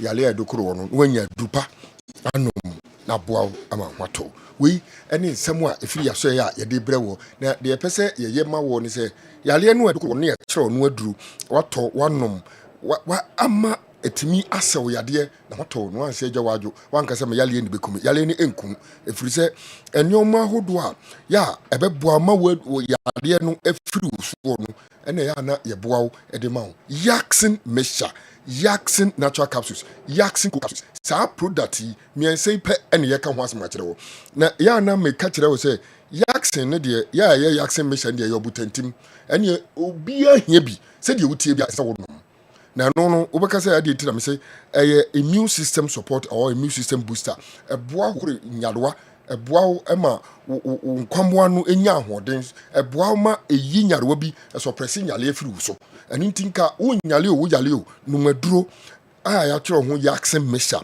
na no na beboa etu yade ase ama ho ato wo ani ntinka wo tie mi yae wo sori ya no ebo wura drugstore wo say by this time wada no nyanti obi akese de tirim obi ati pai no obi akata ache no ani saade no se immune system na no o emre kakra uni obi tena kam no obo wagu su kra ukofia na onso kata ache uni obi tikam no ohunti wo sori ya na ohunu muso nsuo na kire se anadwo obaso obo wonti sa kiu kaw na ahmachi na obowa anapatutu sori ya ewia no bo na ho ato enen so ewia ise be ye be kra ahmte ase yo Europe na kire say woda no asesa nti asese wonya aduro bi ebetimi aboa ama immune system no anya ahoden akwati anyarewa Jackson Mesha wodi ba bibia eto bibido no mebuisa ho me ka kire wo no masere wo say bo wura droso na tobi nanom wa wutie mi radio no so ne de wonim say wo fa no masia na wo fra obetimi aboa ma normal no etimi aka wotiri no wafre na ama wanya ho enepa 0244 72 35 41 0244 72 34 41 yes 0244 72 35 41 no afre and also 0244 26 23 13 0244 26 23 13 na onso afre no mesi agudo nyina ofra doctor beje so ama onso wenye wa yesa na oyade etumi atu afuru so wenya dupa anom on se ane yakan se mentwa agya wadwo se ye yade me yale ne bekumi ane nam se wunya dubuna ani habama ebetumi asaw yade enti adiko nati wa wutie me wudum se wo malaria wo typhoid wo bibia ya to ni se fever de address se wonum Jackson Mesha usa ho wa bregu usa ho wa ankasa wunim dada edi abebo because Jackson no for about 3 decades ya meka se emfie makoma kwadiasa Jackson ba ye no obi ni wa na ho a wonim se Jackson no betimi asa yade na ya na obi ka o ya ba na do we na ho ene we but Jackson Mesha de enam se ye nupa enam se ye dura ebua tu malaria etu typhoid ase etu menstrual immune system ni nya ho dinti Jackson Herbal Center Jackson Mesha etu yade ni na mo wuyu obi a wonim se we be ma o memma samu nya adwuma tie ni enkoyie na ya na free nneɛma bɛɛ mienu miensa bi baako ne deɛ he ya na me bubo bi akyerɛ wo bɛɛ bia sɛ obɛɛ mu free nsuo obɛɛ mu ya wo ya nsisiwa bi pimpos bi esisi ho na ɛyɛ na nsuo fufuo bi ɛba na ya na mu ekikaw ano no ɛyɛ opepepepɛ ya na odwo so emu hyehyew kakra ya na mu to ase ahoma no a sɛbi ɛfa ba hwɛ mu no ɛba obɛɛ mu no emu ya wo ya na oti sisiale bi na obolobolo yi sɛ ɛyɛ wo hwɛ yi emu ya wo ya na toda ubɔ petri ya nyini nyina na ɛyɛ mamaduro tie nie ɛmfa nhyɛ sɛ mebe mu ayɛ mena wosɔle ya no ɔkɔtɔ mamaduro bi anom kwa ɛno ɛmoaw ɛno ɛntimi nya hwee ɛkyerɛ woanyɛ bi anom a ɛbɛsan aba because ɛyɛ baba so tie nie saa adeɛ no a ɛha wɔ no a ɛma obɛma mu firi nsuo obɛma no atwe akɔhyɛm obɛma no ayɛ ketewa obɛma no sɛbi na sɛde ntina da ho ɛsɔle a ahoɔden ɛwɔ mu ɛnɛ wotum sɛ ɛhyenke ɛkɔ fam ɛma ahoɔden ntimi mma yie no ɛmfa nhyɛ sɛ o tɔ mɛmɛ duranom ɛne ɛkɔtɔ deɛ de fa ho deɛ de sɛrɛ o deɛ yɛnum o ɛmoa tie nie tɔ yaxin mixture na watɔ yaxin natural capsules tie nie woyɛ bɛma wo yere wo ni fie wo fie o tu kan o na anan mpo sɛ wonni hɔ a wa wotie mi ka kyerɛ wo dɔfo bi ka kyerɛ wadanfo bi ka kyerɛ ne sɛ mete sɛ yɛ ka to bi ho asɛm na ɔmo si yaxin natural capsules any yaxin mixture wotie mi a to yaxin natural capsules no ɛno ɛsɛ mo diasa no wa to yaxin mixture no yɛni nsuo fa nsuo no nom natural capsules no woyi mienu anapa ewia ne animre na de nsuo no nonom die tie atwa asɛm no asipe eyi ni nyina sɛ yɛ ketwa sɛ yɛ hwan atwekɔ sɛ atwa kɔhyɛm ɛbɛworɔ ɔba sɛ yɛ ketwa ɛbɛyɛ kɛseɛ sɛ yɛ tietia ɛbɛyɛ tenten sɛ deɛ wopɛ no bia wode numaduro no yaxin herbal center wobɛgya wo naso akyɛ saa petri yɔ na wobɔ a wode akɔhyɛ sɛ wo girlfriend bi na ayɛ wɔ ɔnyɛ wo hwee haw bi ani hɔ ɛyɛ yadeɛ ɛyɛ baba so wo nomuyɛ no wadwe nyɛ wo sɛ kɔ nti pain no a woteɛ no na afiri mu na yɛalɛ nkɔe obi wa ɔyɛ sɛ ɔte sɛ ne bɛma mu yɛ ne yɛ ne bɛma mu hyehye no emu nsuo bi firi mu ne saa adeɛ no ɔbɔ wura fikyire hɔ a o wɔtɔ antibiotic bi o ɔnom yɛ anadwo nyɛ ne sɛ yadeɛ no nkɔ ekuro no wɔ mu ewu yi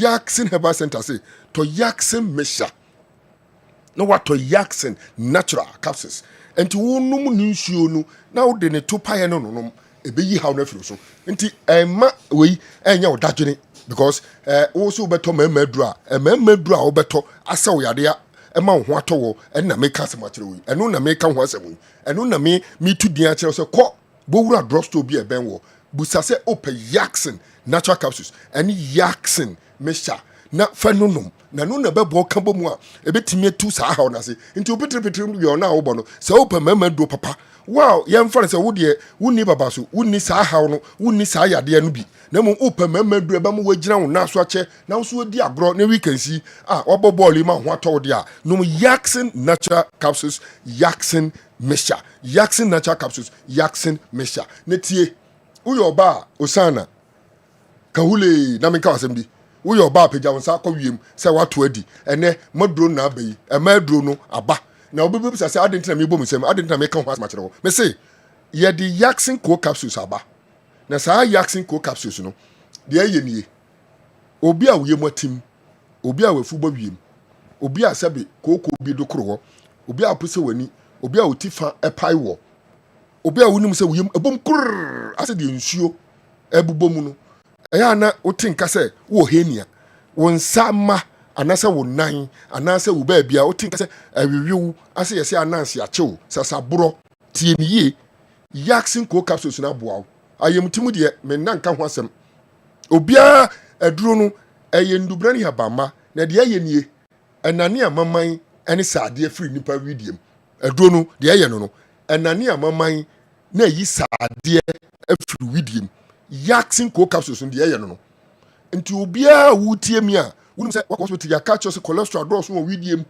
wowɔ diabetes wowɔ hypertension bi wonim sɛ yɛse amaman ne saadeɛ wɔ widiem yaxin co capsules ɛne yaxin mixture ne fa yɛ waduro very simple tiawa ɛno wonom a ɛboɔ na ne saadeɛ ɛboɔ yi amaman na ahohoro widie nim yɛse kaa bi yɛ overhead a yɛayɛ ne sɛn anaa mpo sɛ wo sɛbe sɛ wo kaa yɛ fie yɛ ade kɔbɔ nsuom na wahoro na wayi fii no afirim anaa yɛ saa na nipa bɔde nso yɛ fie a deɛ na abɛyɛ afirim ɔbɔ adeɛ bebree ne science fo akyerɛ sɛ sɛ na yɛ wi nantwinam a yɛ nam a yɛ saadeɛ wɔ mu no saadeɛ no dɛ menka no sɛ saadenam nam a ɛyɛ meat no nka wowe baako a ɔbɛwe no ebedi wo mu about 2 weeks asa adizo afiri widiam ɛno a wowe na wawe kyena wowe da bia wobɛwe nti wo hɛte wo sɛn na kyerɛ sɛ ɛbɛ contaminate ɛbɛda wo widiam ɛno ntina ma wo nsa yɛ otitiriti ɛno ntina ma wo nan wo sɛ ananse akye wɔ ɛno ntina ma wankasa wotum sɛ wo sisiadeɛ ɛno ntina wafu abɔ wie wafu ayɛ kapo yi Yaxin co capsules ni Yaxin mixture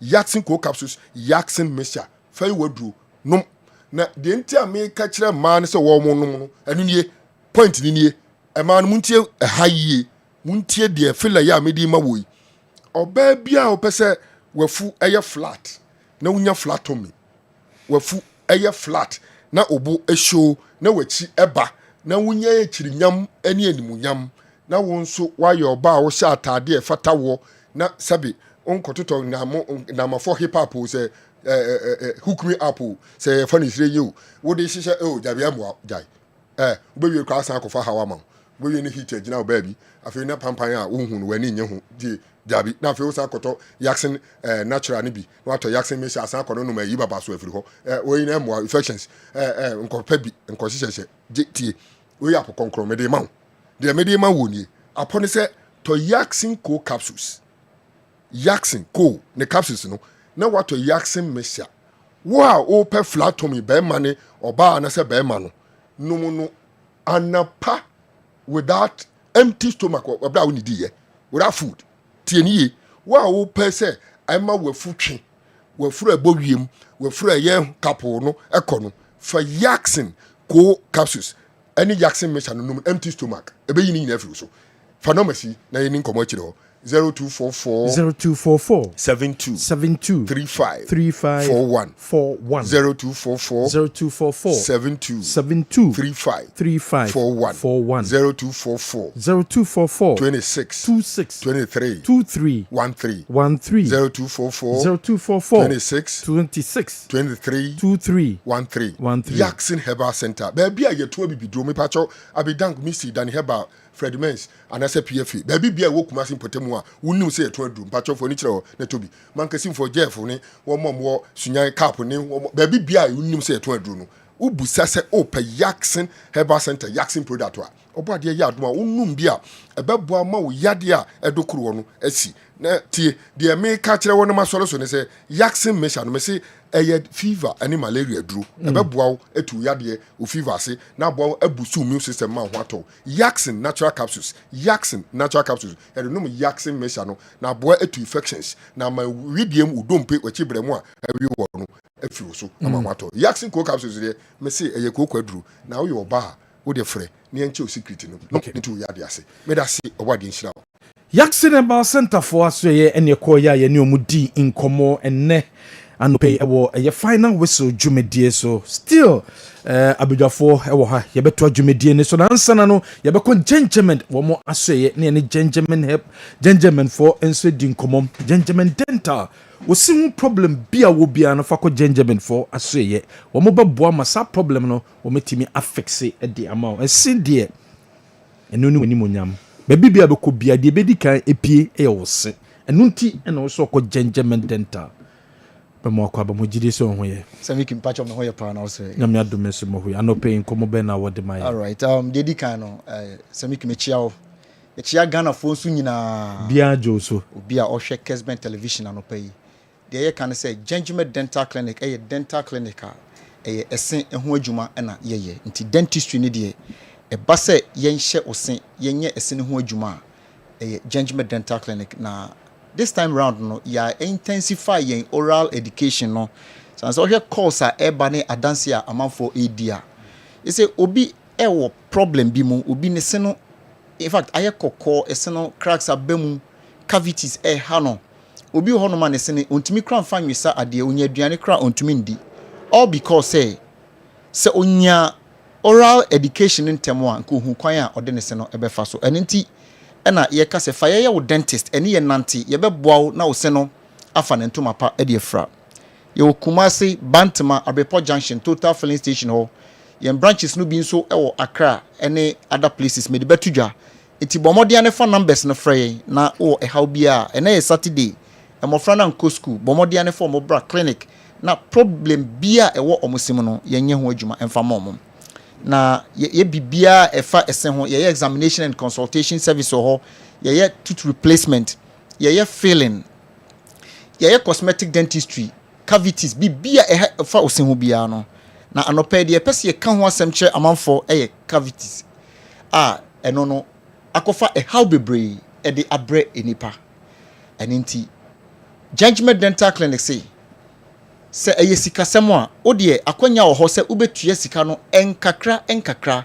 na etumi aboa nti hwehwe ekira kwan na cavities ade a etumi esei enipa sen as a result of bacteria or release acid egugu yesene so na start se ebubo intokro ewo esene mu ne sa ne nti obi wonu ma me ne okase ne se no etu na esene etu a na ma wani mu no asesa ese etu a na ma wo sene kala no na asesa enti ehu behia sese wo sene etu a ye were different types of teeth replacement a yebetumi aye ede aboa ye were the friend porcelain fused metal and I say PFM bridge no eno yebetumi aye ede amount and na ye were dental implant eno so ye fixe ede bo ojaw bone mu but enani ye center on dentures no ye ka denture a custom made replaceable for missing teeth enti se osene etu as a result of say bia wunya tooth trauma obi onma adwumam na oprai obi onma okoye body contact sport bi say football ena ma oprai obi susu honoma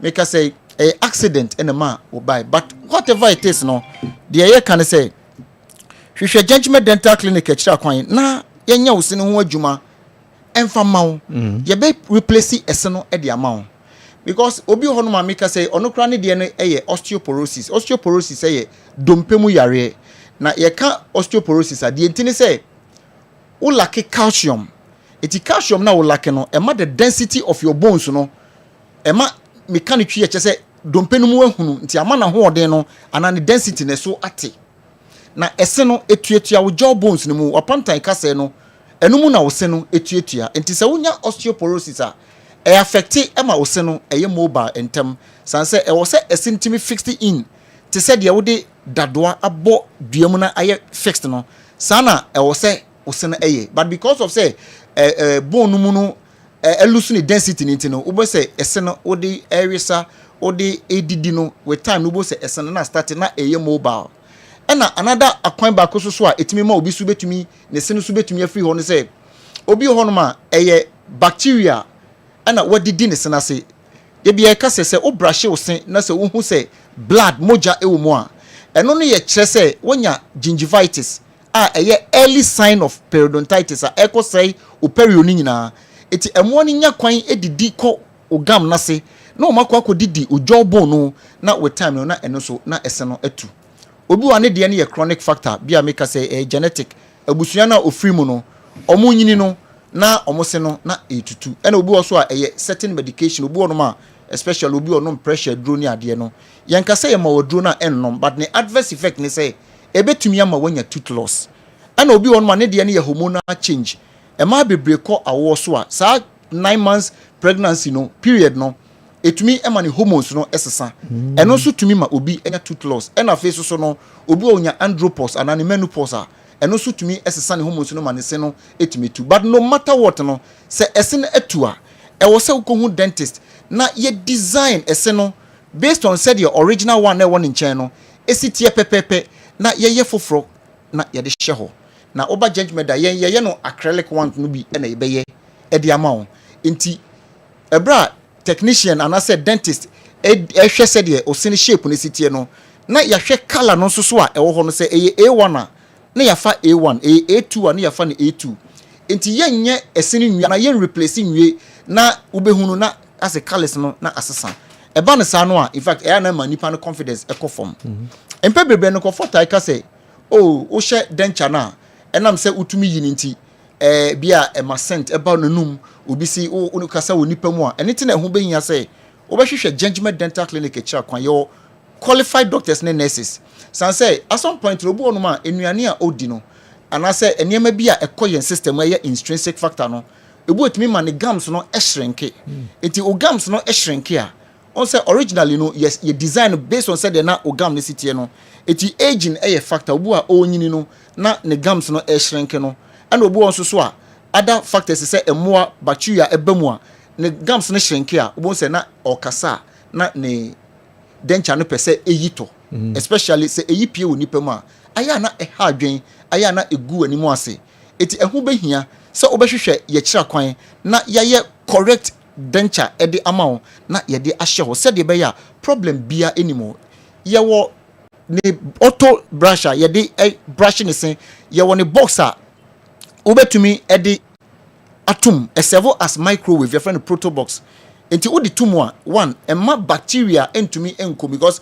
u replace ya ana wo yi a e wo se wo san de hye back na anopa no utwitwi ho wi a but se eba ne san na se obu a obi betumi akwa kotia so because sika na wo de aye enti se wonya ne proto box na wo ba yin oral shopper ye wo san yema no nyina bi wo ho na etumi aboa afi so ema ne nyira eti ba bia wo de to ye no wo pa obehu se wo kwa adwuma wo kwa yie afi na wo hwehwe wo dencha e de ahye wanya wontimi nko eti wonya ne proto box na etumi aboa sanse esen etu a in fact ya na e affect o consonant no kra obi wa make say that certain words bi ho no ma or pronounce here especially words are letter b to say v f any c ni those things no ya na okasa na ye interest na ye fa ni bi sa na say emframa bi ene namu sanse esen no ene wo tang no ene wo mat no a control aeration and I say the flow of air e ko wanum no it is a sini bi etu a okasa na okasa no na ase hwema bi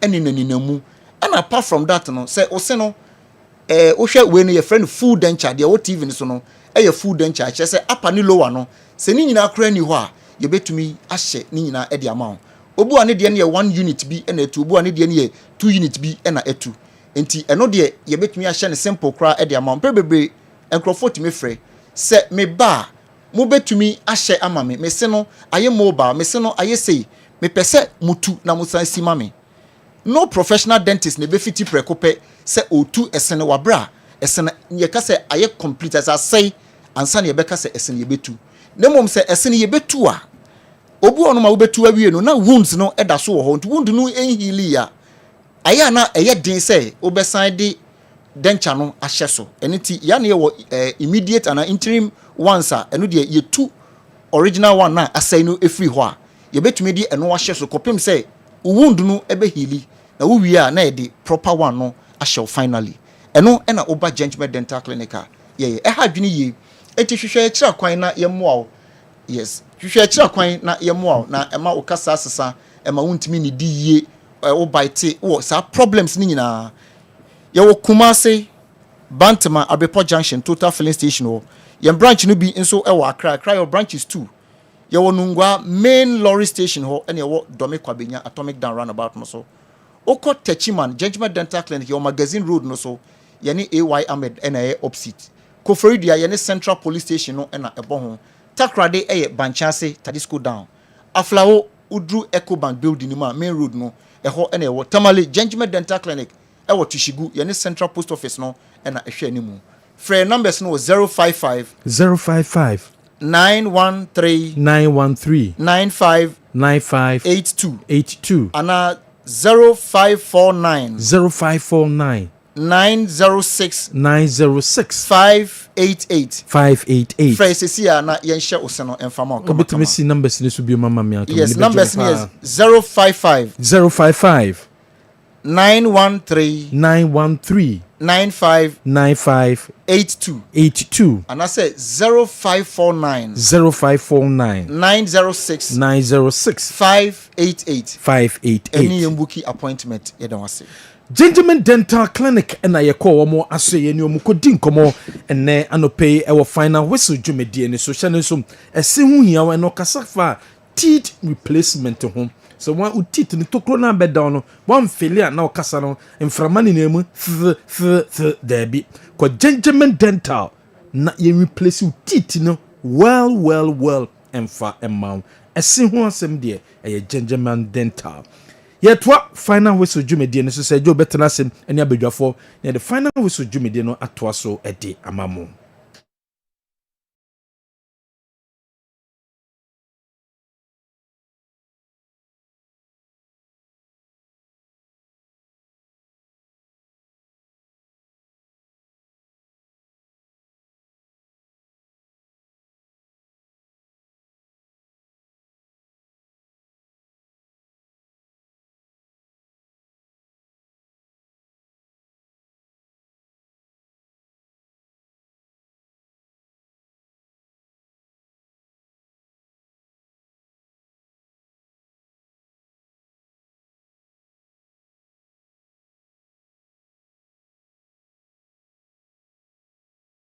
nyina akwa babiom de aba final whistle jumadi amemenda ya de bremo moti Dr. Amegashi sanso ana Jackson Herbal na sisi Gentleman Dental Clinic also de omo anumsem ebrayen yento so na Doc, General, Africa. I think Sandy has spent a lot of time on the Premier League and maybe BK to Germany and Spain. First of all, and Bayern Munich, RB Leipzig. 6-0. Now Luis Diaz a very wonderful debut. Normally, Unyani say any debut now was a twat now. But I think that the talking point once again, Hurricane. Yes, I know was by a mini Kesha Leipzig, but to beat them by 6-0. Interestingly, almost top 3, no, and the share 6 goals. After first half, na Omo Ashe 3. Na Hurricane in Shebi. King Harry came in the second half. Hat trick in the second half. General, is Hurricane contribution to Bayern Munich since moving from Tottenham Hotspur to Bayern has been something extraordinary. And yet easy for a player to score 65 goals in 64 league games. As a chance or averaging more than a goal per game. 65 goals in 64 league games. Now for the top 5 European leagues now, talking about the Bundesliga, the La Liga, the Serie A, the what do you call it? French League 1, the top 5, there's not a single player within that period. One more goals as in Hurricane. I think the closest is Kylian Mbappe with some 59 goals. Then you come to Erling Haaland with 51 goals. Now Mo Salah 48. Hurricane 65 league goals for Bayern Munich. Now I think that this season Bayern so saying another deadly trial.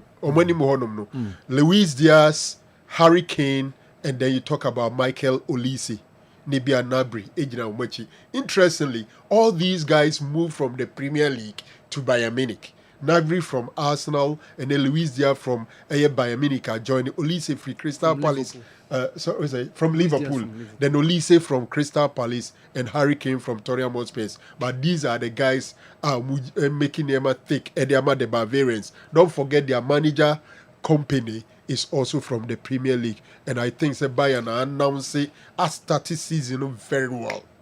You know, the other story I mentioned, I'm a dear Jim, Argentina near Quadana over 18 years. They did the Franco Mastantuano. Now, first game, and the Unyane debut. In fact, free bench Ibano, na fansina shall see a team Franco. Then no team a friend Real Madrid. BM say encrophobe to Madrid JC na player open watch on din egwetri omo efre omo bibi omo friend of personalized policy na fans ne fan omo pem Mastantuano JC no omo ko omo si ni din Mastantuano na wadodo edin no nso so weird kakra into person omo chiro omo chi Franco Madrid from paying for say da they won't allow that. Adeya omo wo policy be a friend of personalization policy. Now there are certain names Madrid atregu was a untumi club no nyema. Se wa okotona kwhye kukwambi na baby na akotregu echi a eye wa wasema. Ba se wo beba club no ho na obebuku se club no ntwe echi ma no omunye. Enti akwada ni din Franco no Madrid say enka omo teams are names are mabani. From say betro owachi then some no the enkrofo one kakra ne say obi anim say General Franco ninti Madrid for say omunye no obi a the allegation ho nyina ne say during his regime, at least for the starters, General Franco was more or less a dictator in Spain during the 50s. He reigned with iron hands. Now the Catalonians and Barcelona for the GDA during his reign, Ochinchim Niema favor Madrid. Until a lot of them believe that during the 50s, Madrid dominance in General Franco was the man behind it. Because Real Madrid former president Madrid Stadium Santiago Bernabeu. He was also a military man. A loyalist. to that General Franco ni regime no. So because no ni omu ehwibo muntino, the expectation was that ono nama Madrid ADE. Classical example was when Alfredo Di Stefano emuvu about Spain. Na bebre gidi esa okọ Barcelona nesa. Amanfo hu ye no. Na Alfredo Di Stefano ended up with Real Madrid, and they attributed that one to the influence of General Franco and the man Alfredo Di Stefano ekobo Real Madrid. But Madrid su defense and they say enya no kreda se papa no ne chinchim niema ema Madrid etimi di yie rather na papa ne sense Madrid gyina so na the whole of Europe na Madrid dey dominant nintino na papa no de ne hu twitwi Real Madrid ema odigi din instead of helping Madrid to succeed. And based on that, Madrid thinks that names like Franco is not allowed. When him say Hitler, we are why what the Hitler now about with him now Madrid de Macoin, Emma won't throw a Hitler. Now I was surprised to read say names like Robert Lewandowski is banned. Almost see key opponents, players are more popular and also more trauma. Tony number be now so the Robert Lewandowski.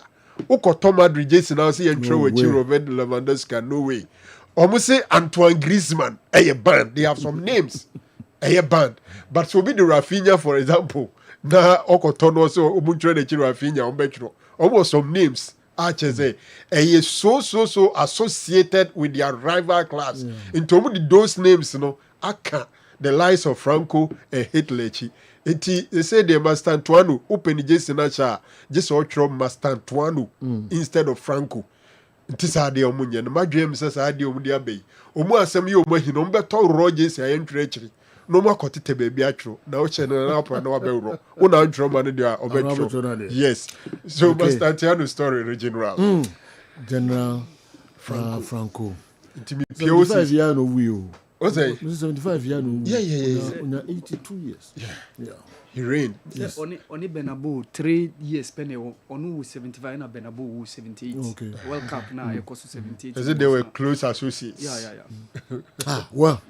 Yɛntoa so ɛnɛmmerɛ no ɛnwapi dumienu ya ebepegye mu near Trinity near Trinity na fe yakɔ gye ahome kakra na mamenhwɛ messages mienu ana miɛnsa bi na menkɔ Awal Mohammed na ɔmfa yɛma Africa kakra na emi Trinity ɛwɔ efie ga katɔfo na ɛkɔ so no amanfo ɛwɔ ansɛm ɛwɔ ho papa Kumasi Asante Kotoko's bad results in the top 4 is not surprising. There's a difference between training matches and competitions like the top 4. You can't assemble new players and win against Gold Stars and Heart of Lions, who at least have known each other for a season. Eriba Queen's comment about Kumasi Asante Kotoko buying for the league or Africa weeks ago comes to mind. Key notes: playing well during training sessions is not a guarantee to do well in a competition. Fans should by now know that building a solid team is a long-term deal, not short-term. Kumasi Asante Kotoko should have some standard in who joins the club, not public opinion. It's not every star who can play for Asante Kotoko. Finally, the fact that they are out of the top 4 doesn't mean they should lose to Hatofuk. We need a win to compensate for the top 4 performance. Kofin Cancer, anyway, every Anya Deeper Life, Accra. And so, Abreye. The fact that Omo Modin or Tofo, no beer. Say Tofo, no win a large improvement. And just away from Wintino. By a whipping boys, Kotokopa, whip will be a shady. Okay, Kofin Cancer, anyway, every Anya Deeper Life. And so, Abreye. Mamiko Thomas, Accra. Namin Fani Di Imra Awal Mohammed War. Good morning, sir. I'm beginning to think that Kumasi Asante Kotoko's problem is not coaching, but rather the players themselves. Because they work extra hard at their various clubs just to convince the big clubs to purchase them. And when they get the opportunity, they see themselves as big. So they start a new life with a little of negative things. Okay, instead of positive ones. Joe, why everyone is praising a player who wasn't a starter at his former club in the person of Shaibu Abubakar? Joe, a word to the wise is enough. Tommy, ɛna de wei ɛfiri Accra nso abrɛ yɛn awa Sergio yɛmfa nwura yeah Sergio ɛno at the seat of government ɛwɔ Oval House in Washington, White House, President Donald Trump alongside Gianni Infantino announced say the draw for the 2026 FIFA World Cup no ɛbɛba so on 5th December ɛwɔ Kennedy Center in Washington. That is where the capital of USA is. So Sergio, by that time no na qualifiers ne ya bodudo na ne beka no playoffs no. So FIFA can still go on and organize the draw no, like how it happened in Qatar. Okay, yeah, Qatar no, yeah, draw no we na there were some few playoffs and then kesa SSA baso. So this was the Oval Office when President Donald Trump was announcing said draw no baso on 5th December. And I said, yo, Kasembi, say FIFA projected around 6 million loyal fans. I bet trooping in to watch the World Cup and over 6 billion views. Omoha a month for a World Cup no. Views and I think Sergio is very very huge in terms of the numbers, over $30 billion and almost expect say a better economy no, with around 185,000 jobs being said to be provided before, during and after the World Cup no. So Sergio, I think say the global event no, FIFA no ashasiye kick up niameboa next week you be into the qualifiers no be return near who send your performances of other countries be already 7 countries edikan abuki almost spot out of the 48 you know. So you train 41 national teams almost be ready to end up as omo be add up to the already 7 on qualify no nya 48 teams omo be the 2026 World Cup Canada, Mexico and USA. Sergio enwa the legend was laid to rest. Meka goalkeeper Peter Rufai, former national hero, former national goalkeeper of the Super Eagles of Nigeria. Sergio, for me, I think say uyi best 3 goalkeepers in Nigerian history. Sergio untimi mobodino without adding the name of legendary Peter Rufai. For me, Gabriel Okala and of course Vincent Tenyama. Next, Peter Rufai, the man who has led them as a goalkeeper to win their second AFCON when they won it in 1994 with Tunisia. And so on the performance no every mu 1994 World Cup, churning up some wonderful performances 1994 USA no. Yeah, we one of our more picks now. Okay, Meka Uche Ikechukwu, JJ Okocha no mo Chidi Nwanu, Peter Rufai, Michael Eminalu, the 19 JC, who was former sporting director of Chelsea, was also part of that Nigerian setup. Sunday Olise, Austin Eguavon wearing the number 2 JC, the late Rashidi Akini, George Finidi, Emmanuel Muniki, and the bull himself, Daniel Amokachi. Fact, even Taribo West also Soka say he will never allow his son to play for Nigeria. And Sergio Erezi eyebrows power is a very very controversial statement for a national hero who has played to the top level up to Inter Milan to play at the World Cup. Taribo West say he said before crowd free. Yeah. Sergio. Oh yeah, very very emotional. Very very emotional. Let's listen to him. Yeah.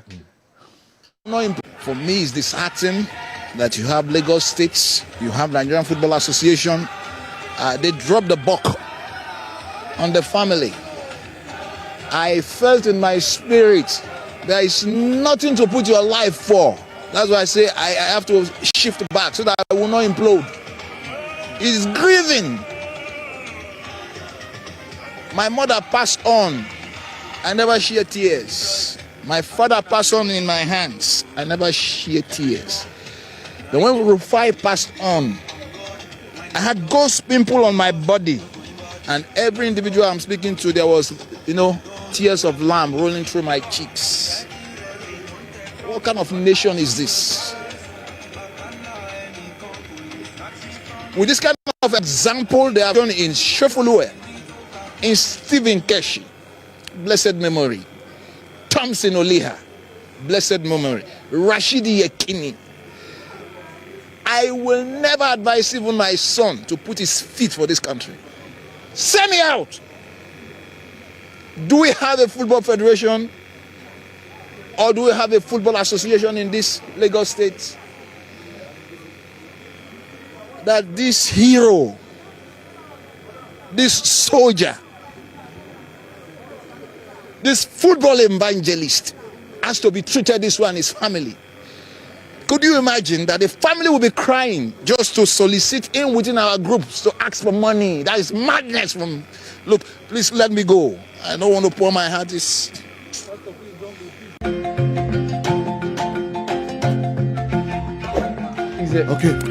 Terrible West was very, very emotional. Those guys all mentioned foreign heroes, fallen heroes, no on your Moka team, no. Late Rashid Yakini, late Thompson Olua, late Stephen Keshi, and of course the recent one, Peter Rufai. So you no look is so emotional. But I think for this level, I think that this looks very, very debatable. I'm focus will be our national hero, at least a bit more national team, or more for free. So it do maybe that is where almost I'm free that angle no argue on that score. Sergio, and one bisa Canadian Babe top squad of DR Congo after the nationality switch in a year complete. Omobe Remo into the World Cup qualifiers next month. Omoni Togo and Senegal. That group na kwesi apia. Say DR Congo about take you over as the team on the top spot with 13 points. So another squad no ebetuja. And of course Nigeria coach so Eric Shell also release 31-man provisional squad for the World Cup qualifiers now. Babe Basso no omoni Rwanda and of course South Africa. These two games are very, very crucial because position omodano muneye ebia no more any opportunity to be at 2026 World Cup. So say you qualifiers in Basso. These are the squads are coaches okay. No. All right, yeah monitor we na la safudu kunso aba studio ha ya ne be twetwe nkomo kakra top 4 nso koso ni nyina ho nkomo kakra enso ha aide ebebremu ne de mode no so ewurawura mu a komjamra ne beso na ebepegya emu we final whistle me da bia ye de ebremu. So the Galka top 4 has really come to an opportune time. It has helped our teams heading to African competitions to take a cursory look at their teams. One thing that has become obvious is the fact that Asante Kotoko is not looking convincing as a team going to Africa. They have been badly exposed and bruised. What are the many players being signed for? Won't that even make the job of the managers look unimaginable? They need to sit up and right the wrongs before September. Alhaji Mahama Salia, if you are on Jibanda line, and so anyway, breye. Edosun. Omo bozito echi, omo bo our players no echi. Omo bo management technical team echi. Zempi Kotoko Weapon Boys, ewo Galka top 4. Ubi asho mbi. La safuduku. Go. Akwa ba say ye. You coming from Akunjajo? Say I out me from sir. See Akuntano. I out me from sir. And uncle when we be okay say David. We need we are. Makunta. So me na obuzu masem. That is. No I call no. I say. Mono ye hin for. Ne man on do no anya sama no mfiri. Ne man on do no anya him ko masama no mfiri. Edi Akuntano. Okay, Matthias. We are usume ura odi mu. Ura ma ebepie. Ko chef mango aso. Yentuaso. About there so yentuaso. Because chef mango aso. Safo nyama nkoyi o. Jo no krom ne se. Nyama nkoyi. Seriously. I'm very disappointed. Papa. Messages ne bu ha na me na me edit. Yes sir. Work to be serious. In fact, performance no dey enso ani. We hear too much say body na unimpressive. But yeah, reasonable as management because of baby a shall see free and baby I be do. Yen na him say top 4 no do. Basically na dey assess teams no. Especially players for our sound. Nti say any formula papa bia. Nti no ho na ye say technical team no almost ho no. The course players no so I any blessing. But I hope some are out stronger. With all the accords in the said the Ozzy can how we have been badly exposed. Young expect say a bit was there because materials in there or the aba. Sabi a one actually players on pay. Na it's when I'm up there any aba. To coin before some players let me perform there.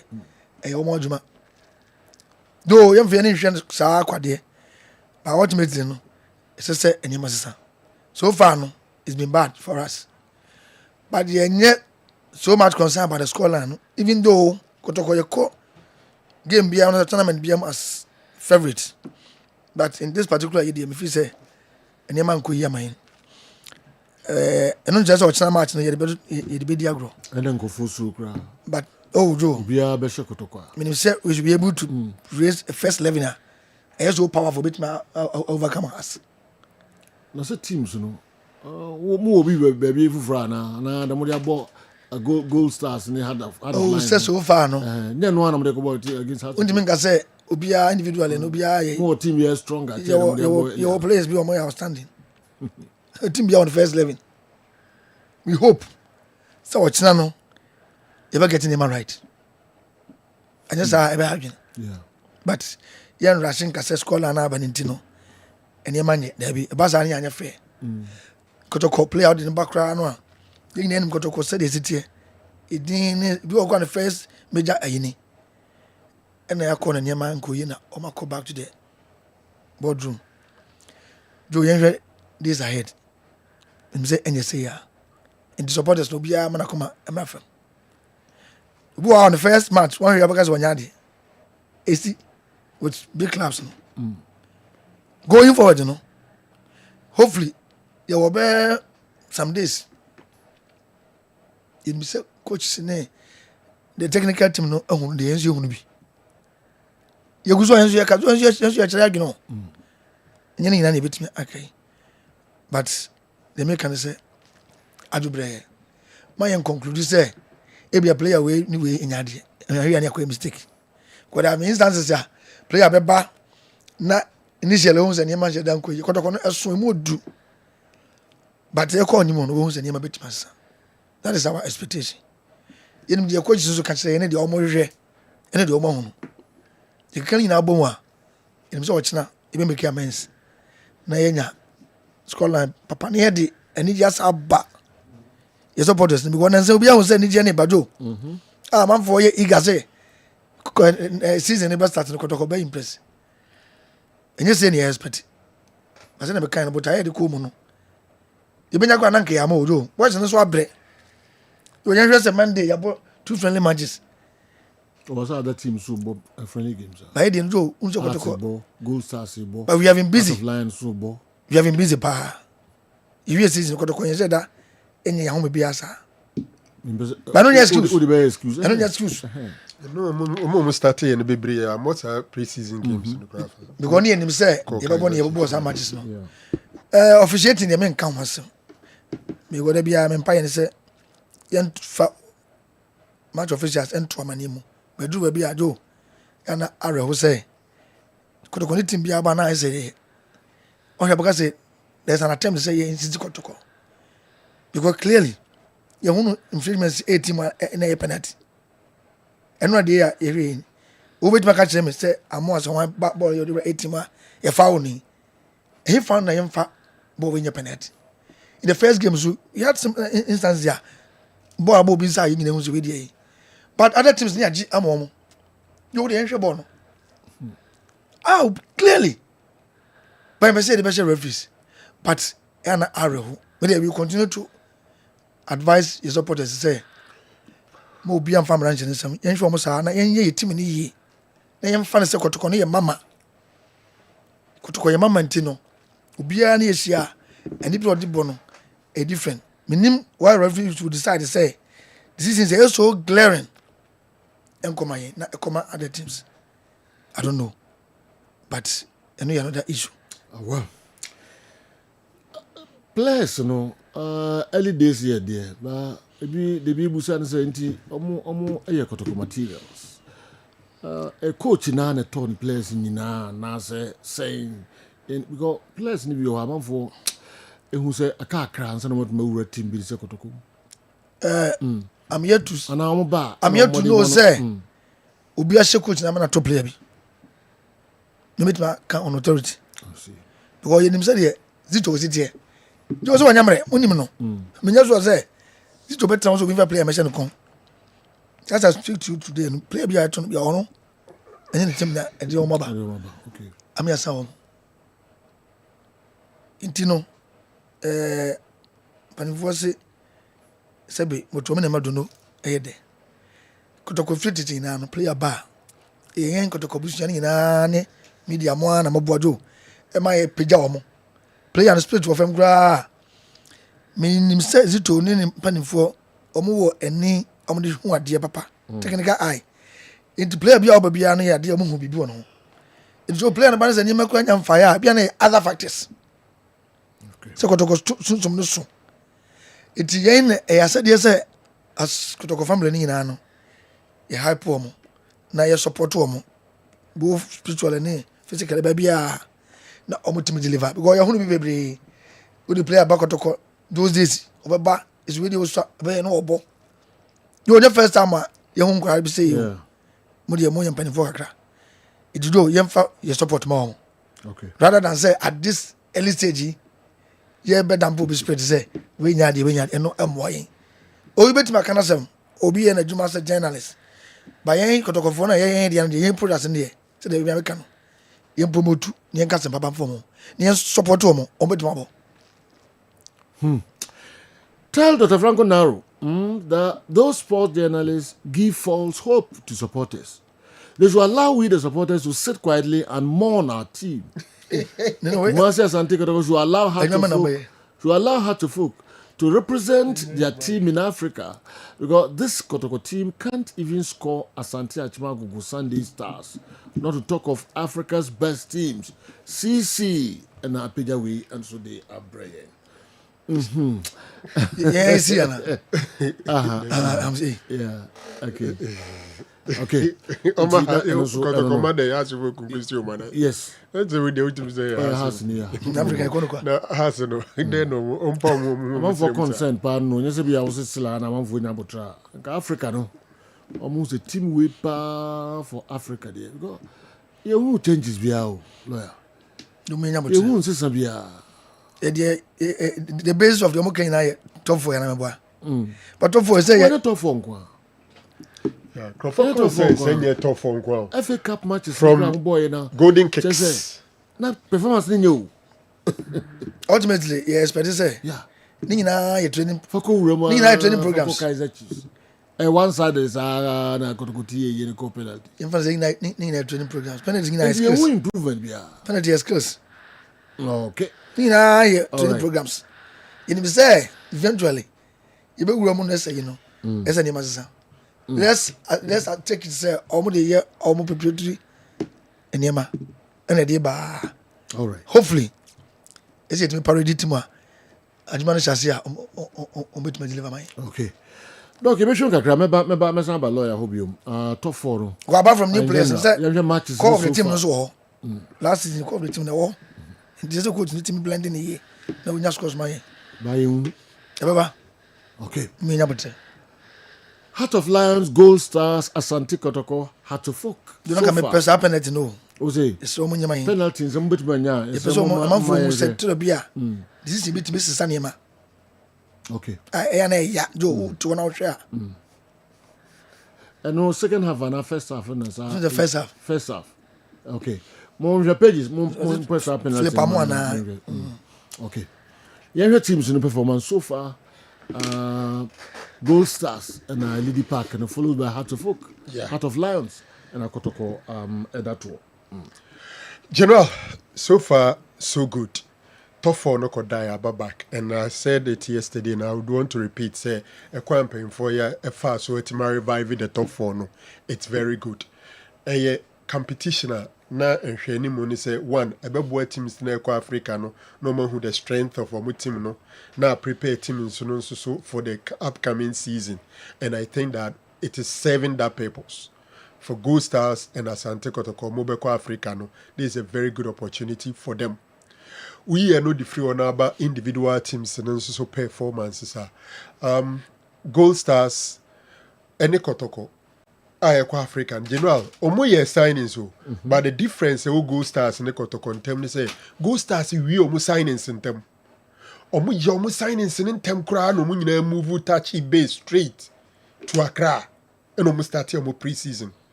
Kotoko enso so pre-season games one at the strat say omo pre-season no. The FA Cup final that time fan say na Gold Stars omo we almost season. Then you take the President's Cup, then the Kaiser Chiefs game.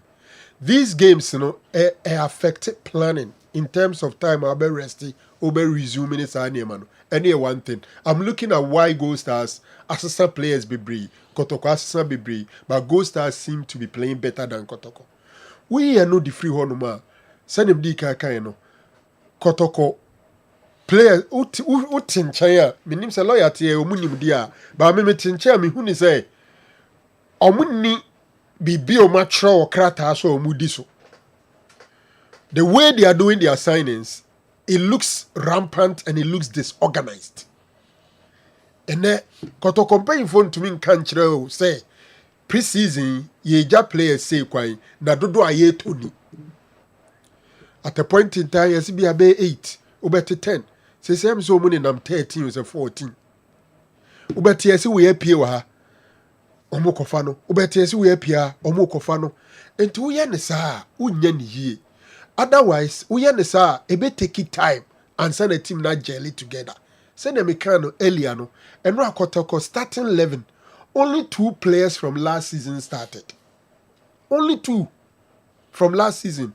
Their captain Samba O'Neill and Tinedua basically no last season team into Omupa last season to even the FA Cup final. Kotoko boy, the starting 11 only a year Samba O'Neill was the only player there. Indeed, it affected team work. Minim Michelle lineup na a kabi bichem say coach ni de bufu na ye no lineup. I didn't. Yes.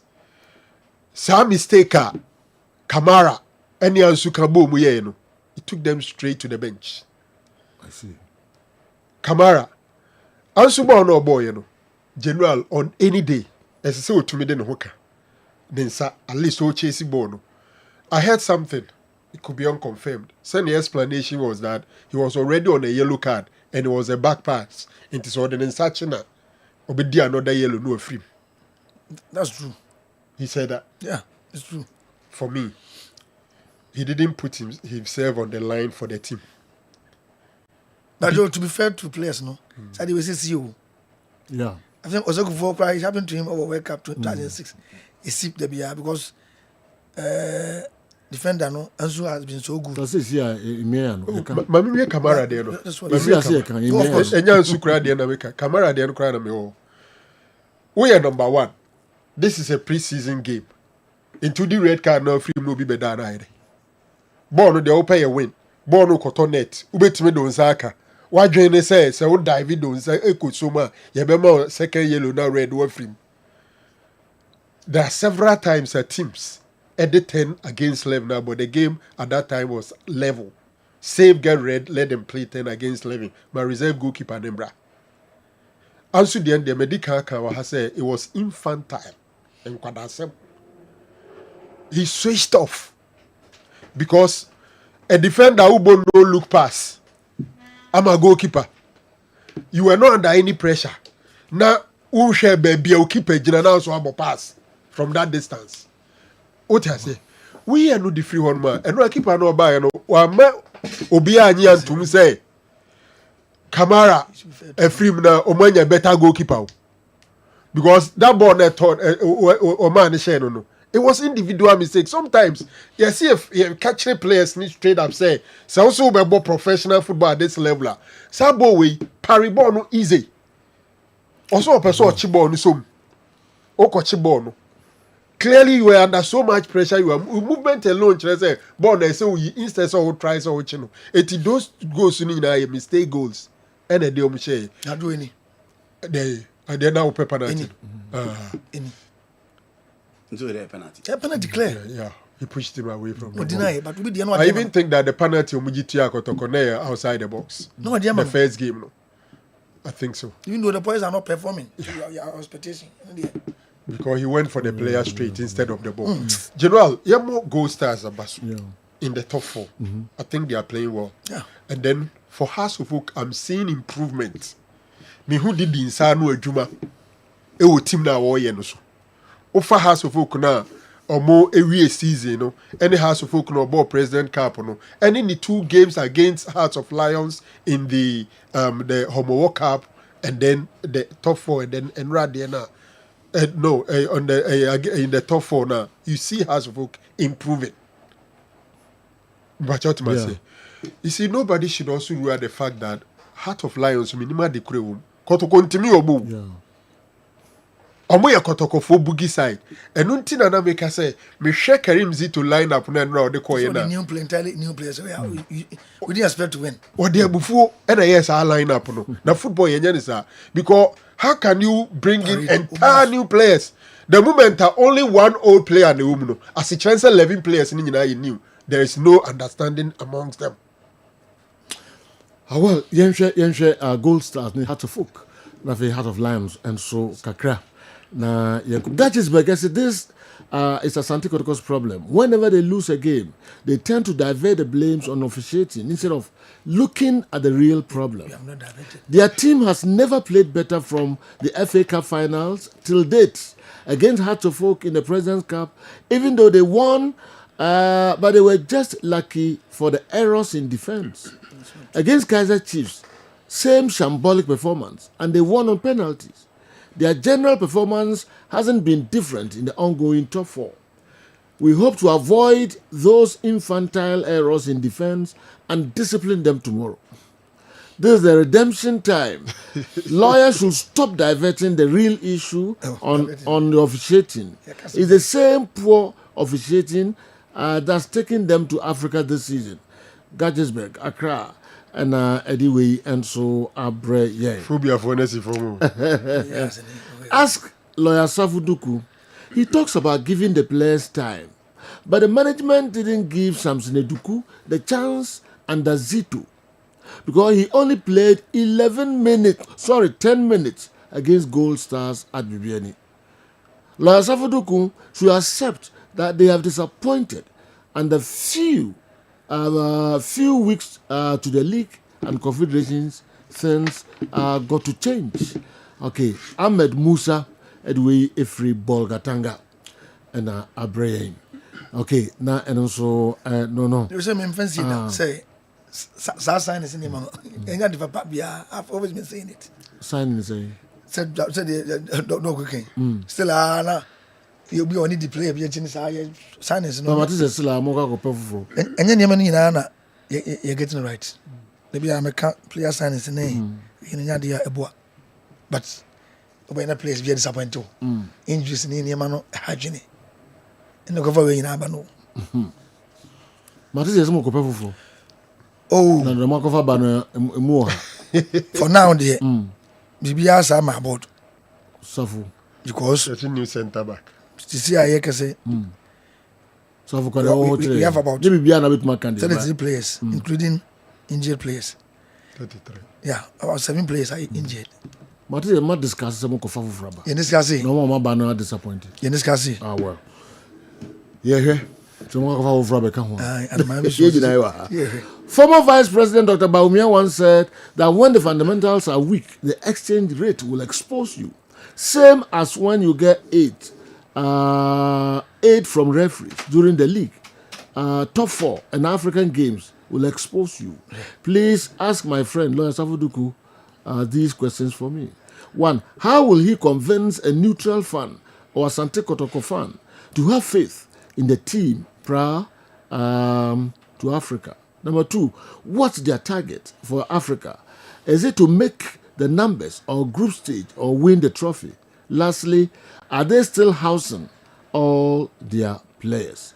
Okay, name Michael Abebu, and so they are the Abba and no. Ubabaso, but now Andy Moy and a tough one Mukakra teams in the performance so far. Nyame Adama, Ochina, Hatofuk, and Nikumasi, Asante Kotoko, and Gold Stars, and so any Heart of Lions. You know, but first of all, baby, any Gold Stars. I think they look impressive.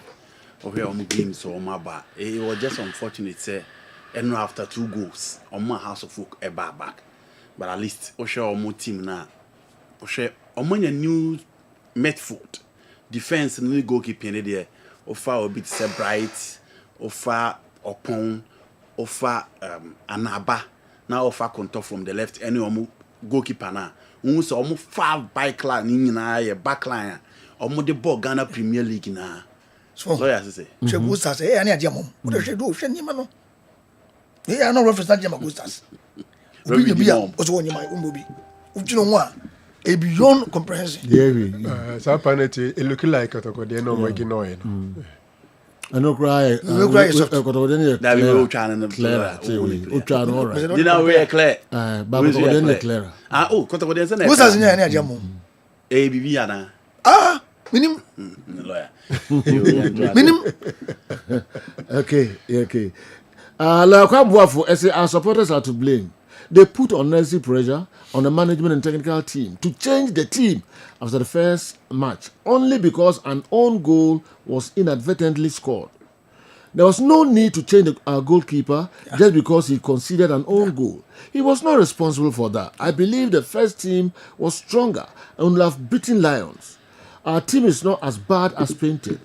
The same supporters who were calling on other players to be given a trial should not expect them to play as if they were not playing trial matches.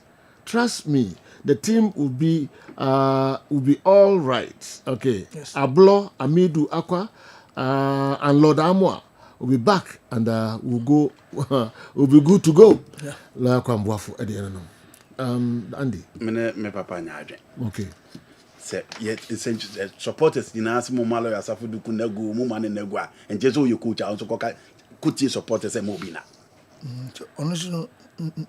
Genoa, who you coach your tough decision to make. Yet here bro football yen nyina etimu say akwa we nko so trante coach ni ntie kura oba no sa de nebo. Onana.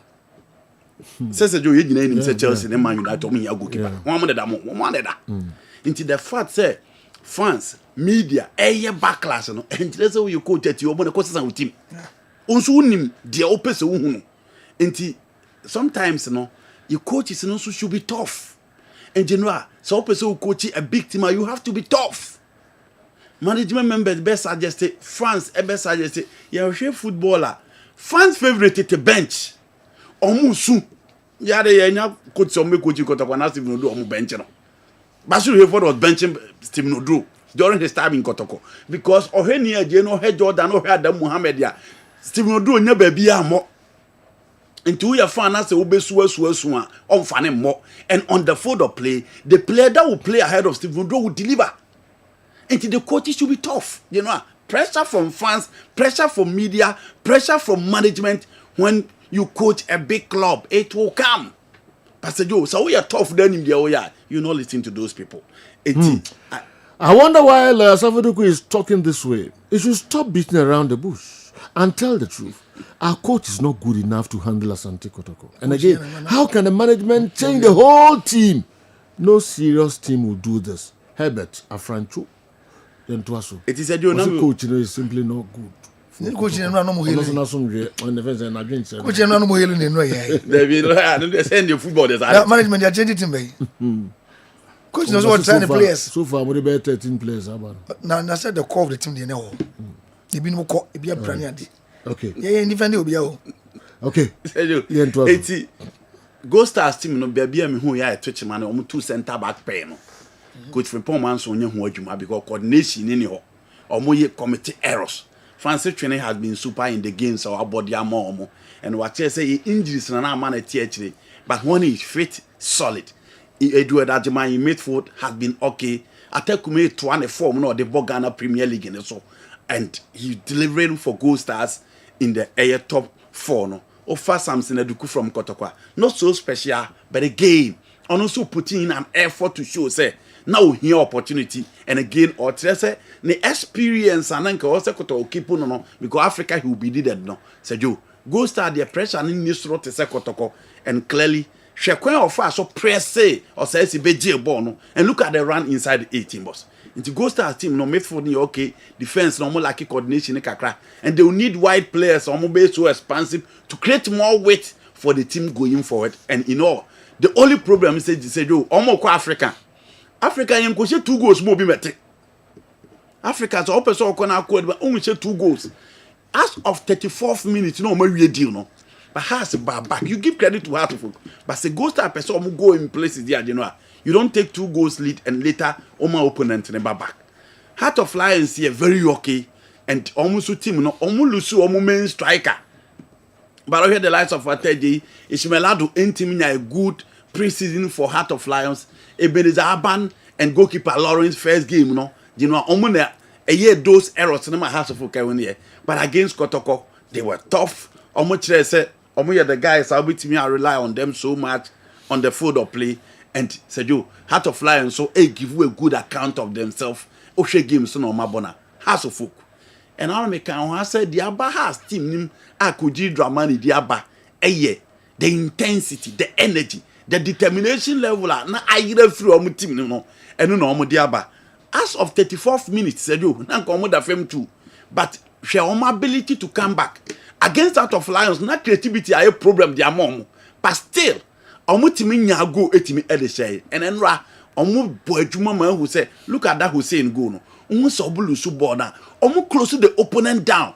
The range of passes na obenya any the quality individual player obenya no head them go has individual general quality in this roster. But as team and as a team person ye bibi who say yiri to show something on the field of play and 2 games bono. The house of folk him say maybe I will show hunger on the field of play. He said you and only idea me from games na boni so far in the top 4. But my last idea American had to work in here was ACB. Said you cannot be gifting your opponent goals if you really want to be a very good centre back. Oh yes sir, said you dear Sheboy. A centre back. Yeah. Now what your ball we mama yakobasho. Oh dear ball no. You are fair to the ball. Oh the option I'll bet him the ball safety first.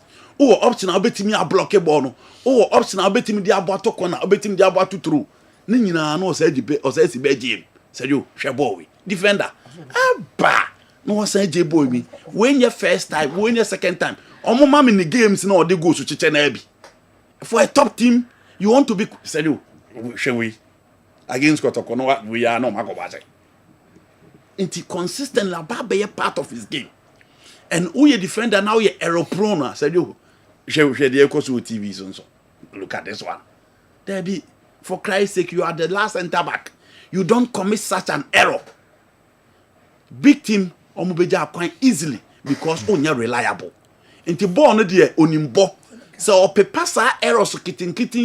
If in the game no is generally very good. But sa errors when you now, of course the team has a fault. Match was a draw. Ball win a man has to lose here. Enra look at the second goal we consider against Kotoko twice and Enra again or gifted. Opponent another goal. And I eduku PK ball now by buyer. Goalkeeper and team answer my goal start it me say. Inti onche no one sisade we ho kwan because or your player bit my sim kwan say onsuso nyi ne huni. Magwa akro da so bo. Oje ne hu di broso. Sabo ya okay. Aden na person chinchira wo share di ball. Mo ball into. So ball no to touch. So si be ji ne hu di broso. That's the problem. When ball no ball. Cause I got it hard to focus now. Heart of Lions and the Gold Stars. Yes, our games, and so message you the by. I don't know. Savuduku and come home be anti no sadia bada. As Savuduku, he talks about giving the players time, but the management didn't give Samson Duku the chance and Azito because he played only 10 minutes against Gold Stars at BBNE. Savuduku should accept that they have disappointed, and few weeks before the league and Confederation Cup, things got to change. The American say, coach say the Obo United preparatory matches. So you heard the final, hoping say, will be the way. That is what I want to believe. Because you United say, it would have been suicide. And I say, in backlash, Benyano. Never can say, coach, you go another wado. Sometimes people should be fair to us. In the end, said, the entire football family, Mr. Haley. Coach said, "My way, no. It's funny. It's your mobisa. Timom yan share there. Jumadini Elko. Also, what did I hear the team or assessing in Yama? You know, preparations for the main season. So, me said, "I can't go of kind. A be unknown in the way. Timmy training and Jumadian no. And I'm going to coach. I only bet me at the eye. Lawyer. Okay. I'm happy lawyer acknowledged that the players have been in competition mood even after the end of the league. Fatigue has started setting in. This is an early signal to the club to accord the players some period of rest prior to their journey to Africa. Dr. Ba and Suna Pejaway Abre. It's true. Lawyer, and no place no Bob on Bob and on Bob Cobre. Keep an order upon March Ben or Koda Cobre. You said they have been part of the training sessions. Let's know who any match go on. There be so catch a players abra out training in ombre. No, I'm saying say a more rest period. Meaning how long we gave them. Into so when your rest period no be training. You're part of the ball pre-season trainer. It can affect them. Say Franco, we are Kotoko play omu disika babeto. Unye bina. Kotoko bon match no man frɛ se beda wo so wabre. Who buy that? Na yadwuma na ye no unya adwuma ne afa se be yadwuma wo se na dem hododum timenko. Players no mbo no match be no mbo mabre. I'm not holding breath. But sometimes there's one thing they make to me I need their body be allow my. Se Franco me body na and no, we're not talking about individually. The team has why na abre. Because of fatigue into no balls. And I'm saying they have all been part of the training sessions. They have been part of the training sessions. Team no more. Say you born no man team no. No, wow. Give me yellow kick. Omo reason say Ranko. That is the reason. Players no so mabre. So man kasa kwa. Obeba. Say me come here. Omo so mabre. And I'm saying that who am one omo the ball right back. Who back kotoko ball who mobi. Matches no mbo no mobi ozajo. Na no ya more opportunities e be ba. Wo so wabre.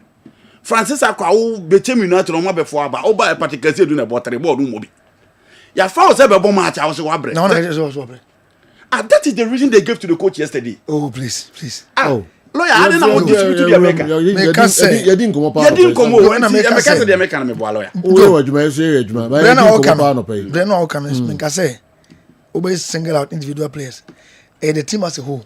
So I'm saying even individual players no na team. 20 sessions a part of team na bra na say individual players that. Oh, any cause any reasons I am ma.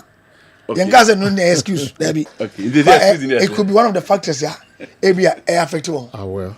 You can say the players should know that they are playing Kumasi, they are playing for Kumasi and not their former teams. Because Zito thinks he has a contract and so he's finished. Okay, we can still sack him and we don't care. Jump school. Teamwork to him. Jump school. Jump school. Yes. Any brother. Yo, teamwork to him. Teamwork to him. Question I'm coming in. I can't. Now make us center back. I say I left Michael Sifa out. No be alert me. Zone is who Togo. Minim so what to say. Kotoko center back no so kobo Togo. Maybe it's the reason they want to find a replacement for him there, I can't tell. But the Kotoko center back is moving to Togo. For what reason? Only contract. And contract now. Contract. He has a contract with us. And then I say unyanko baby. Waffle again. Waffle. I've not said that the coach was right in caving in. I agree the coach shouldn't have caved in. But the supporters cannot eat their cake and have it. It's no need to call for the involvement of bench players and expect them to win. Those who claim Zito is not good enough should give us a break. No one should change him. We know him already. Anyway, don't overhype the other teams. None of them is better than us. Time will tell. Lawyer Kwame Buafo. As simple as that. Maybe I'm in the agree people thinking about changing Karim Zito. It shouldn't be part of the discussion now. It shouldn't be part of the discussion now. And there is early days yet. Over pre-season 2 games. Now out. But Sevango, Omo was arguing on one from last season. So only the anchor for now was. I say you had more games to name a month for so quiet. You were 12 minutes to do that. I'm saying I'm for help. Oh, Mama Famra. Lawyer and the graduate we here 2 hours. Mama Famra. Sir. Into one they have genuine concerns. Disappointed. When you're happy with the performance, I've said it. I'm starting here. In the case of me, she do be a maintenance here. I want to start here. Referee in the say it was a major incident. You could have changed the outcome of the game. Do an amebo. So what did the young was? And the bar who was away the penalty. Yeah. Okay. Kotoko is a Manchester. No. Is here will be anchor for us. No, we are not feeling where they are no more. Tomorrow's game should have been played simultaneously. Looking at the table, if Gold Stars is able to beat Lions at 3 p.m., the Kotoko Hearts of Oak game will be a mere formality because there will be nothing at stake. Kotoko has mere formality. That is where we are sure. Now, I'm going to back of Just a Lego park in near Chimney. You park okay, you share games in the brief. Legend no crowd, there's something at stake. Kotoko House of Folk. There's something at stake in the sense, and they Kotoko is in the longest unbeaten runner. Why a House of Folk? Pro 7 games. Na Onya Elusubi. And we see from 1980 to 82. You were 83 and I Kotoko Elusu to House of Folk. So 7 games. A day, Watimako 6 games, Onya Lusu to House of Folk. Okay. So this game, a opportunity.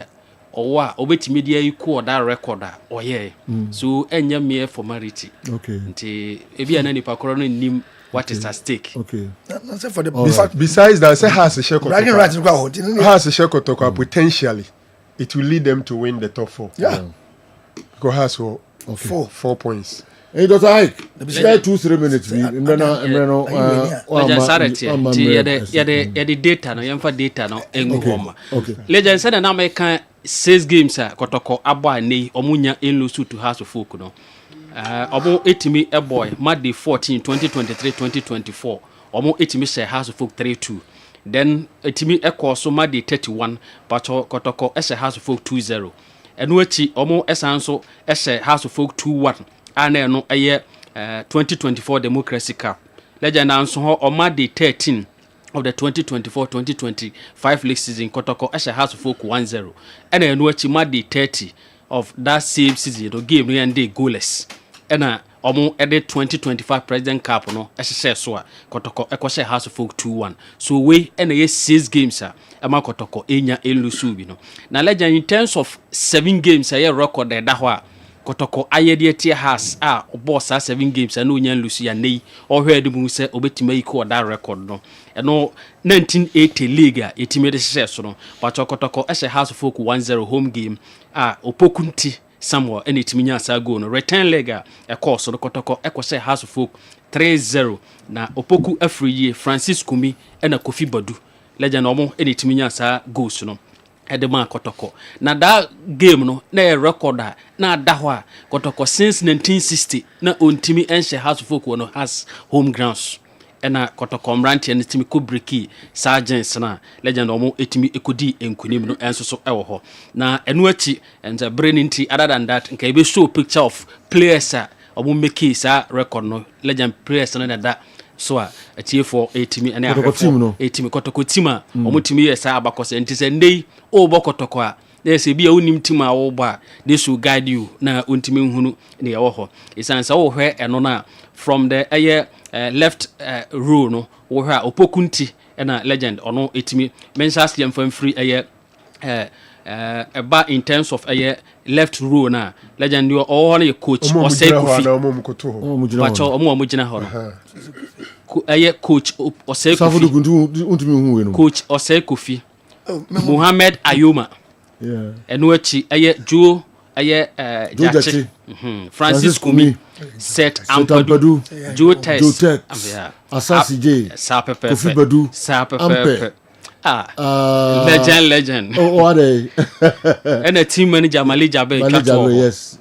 Oba bottom row non so from Pokunti Roxon. Ahmed Roxon. Alex Kamara, ayi papa no. Opoku every year. I was Opoku papa. Opoku every year the captain. Yes. Na Tuntum Kofi Duku. You friend Tuntum. Yeah, Tuntum. Yeah, Haruna you see. Sa pepe.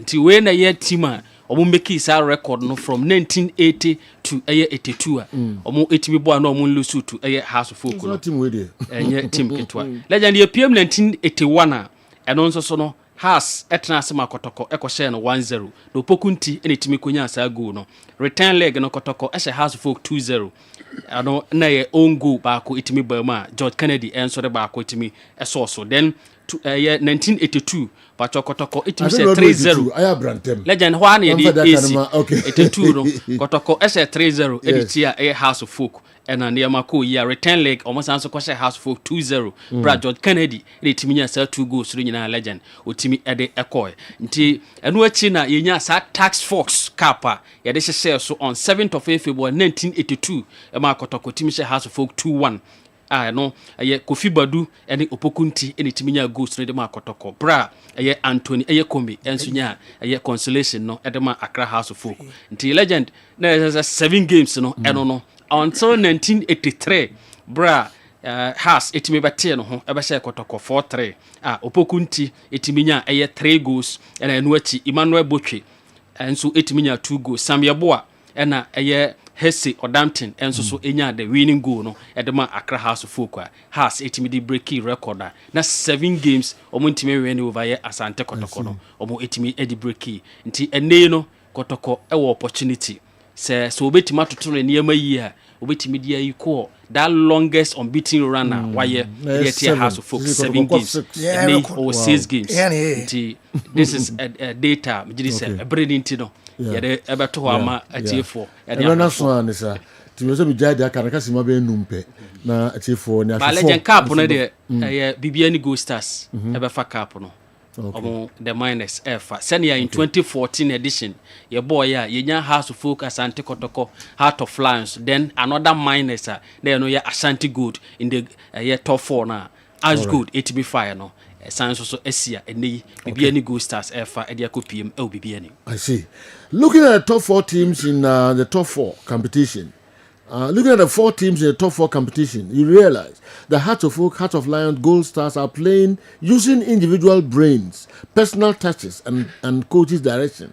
Kotoko seem to be restricted totally to Coach Kozito's instruction. This is putting pressure on the boys' performance. They seem to be playing, avoiding mistakes to avoid their coach's wrath. Zito should be a bit flexible. Okay, to arrive at the best. Remember, you can force them, but their hearts decide to obey. Kofituo elubo una di way and so abre yeah. I feel better me afre na odwa bi nchire kakra and so abre. Hello, good morning. Good morning, sir. That's it, go. Akomo. Akopo adom na ye na so. Adam. Na cho me da from Petro Boase. Na yo apeduku wo ka sembi ka penalty bi ho. On can say black to come kuni kick ebo Africa final no so kuni ka ejema o so nti bibi hol ma yara o na compete na kutu na o ma tie because and so go na so ko so nti da come out da eye en ko bi dey eye demitra na ya mo che so ko to ko so mutu ne bye bye what's got to go ahead as be say ko 2-0 oh okay yanko next one. Hello, good morning. Hey, good morning, Sejo. Sambajo, why not be? Everybody, Adam, in your boss. Okay, you're too far. Hey, you. Maybe I may can say a kotoko, a science in India, no Ukrainian meaning in an Dawson. And Kaya, four players to be now, Busania 13, 14. I don't know what teaching for Frana. And no one I'm a kotoko in Jimina and also by media meeting in the app. And I may add my watching I but some hasn't taken I heavy and to make catch it Tim singing as I had an idea and no one I met him in Koyen. But that's it.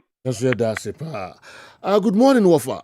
Without any disrespect to Kojito, I think he's the most confused coach in the world. Has he ever done a SWOT analysis on the team?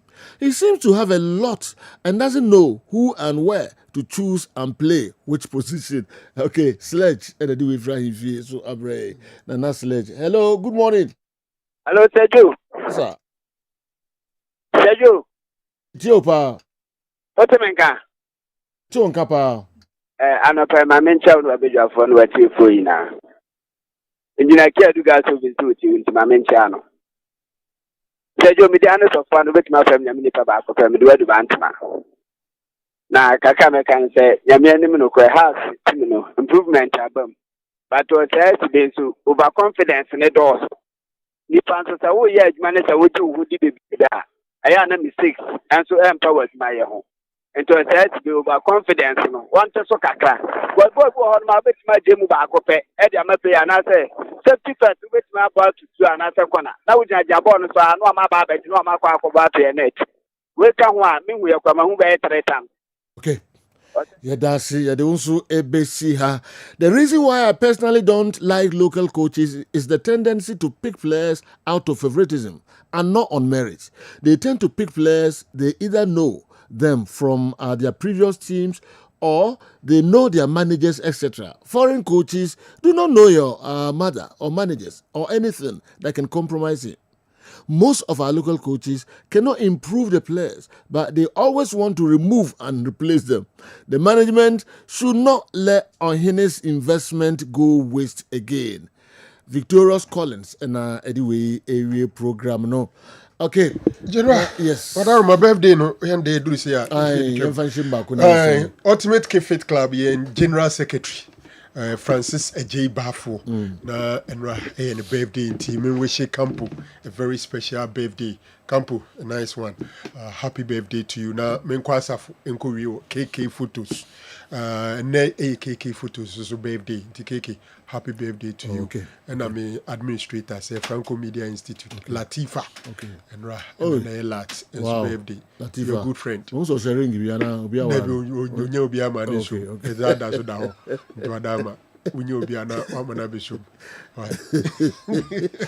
Happy birthday to Eric Ajeni Mboatin, where every uncle Seth, Kessben Media, uncle Seth. Hey, Seth was for say, wow, Kessben Media, and you know, my own show happy birthday, we a special one, every over for Seth, and so Yami had more China, and so, and a Obapeni, Auntie Ama Fwa.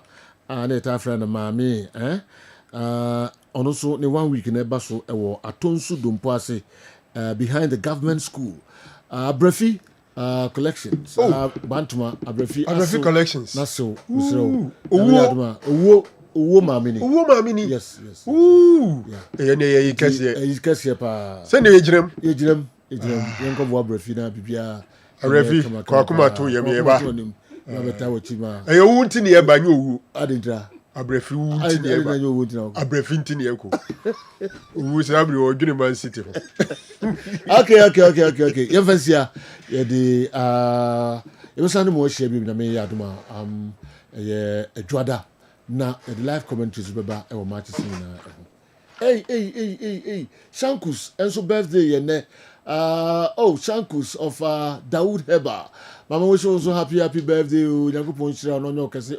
About a time I hope papa so free. But enjoy, okay? And I mean the name there. Happy birthday, Shankus. News up next.